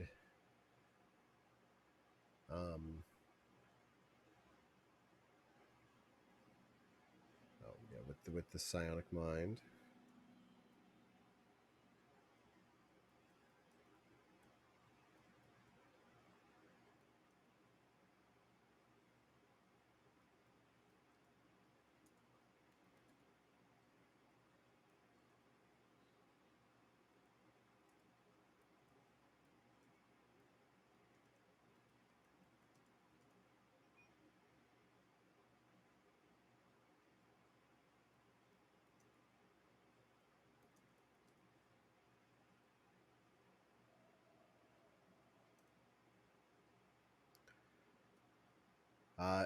Anybody else have a note that they want me to leave here in the chat so we can remember anything while your mind's here right now? What were the 9 gems that should I add to my inventory? Just put in 9 gems. Okay. Yeah, you. I'm not going to tell you how much they're worth because you don't know how much they're worth. Yeah.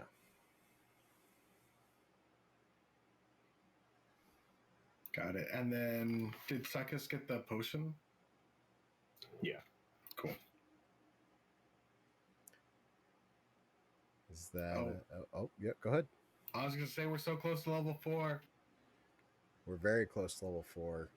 I definitely gave you guys some good old XP for finishing the mission as well as your payout there, but I ain't gonna give you no more yet.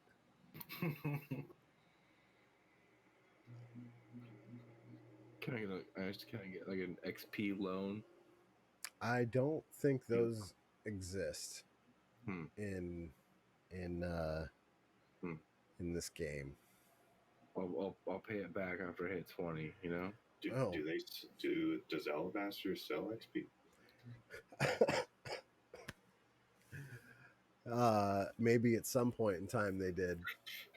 Got I don't those know. EXP potions out there. Yeah, I don't know. You'll have to go talk to Greg and find out, I guess, next time. I don't like that guy. Everybody likes Greg. He's not so bad. You guys are awesome. Thank you so much for playing and hanging out with me again, like we do. Yeah, you guys are the dopest. Thank y'all for hanging out and playing. I hope you guys all had a good time out there watching in Twitch Yeah, it was a land. lot of fun. Have a good night, guys. Wait, dude. Bye, guys. See ya. Like 3 weeks. We will. We'll be back before you know it. Thank y'all for tuning in, hanging out. If you really like what we do, you want to join us, come say what's up. The link's on the Discord on the screen there. If you are really liking the show and want to help make it better, shout us out over on Patreon. We put out maps and things like that. It's all a process. So if you are interested in supporting us and helping us make this bigger and better, we would always appreciate it. And until next time, have a good one, guys. Make all the right choices in life. That was so lame. Bye.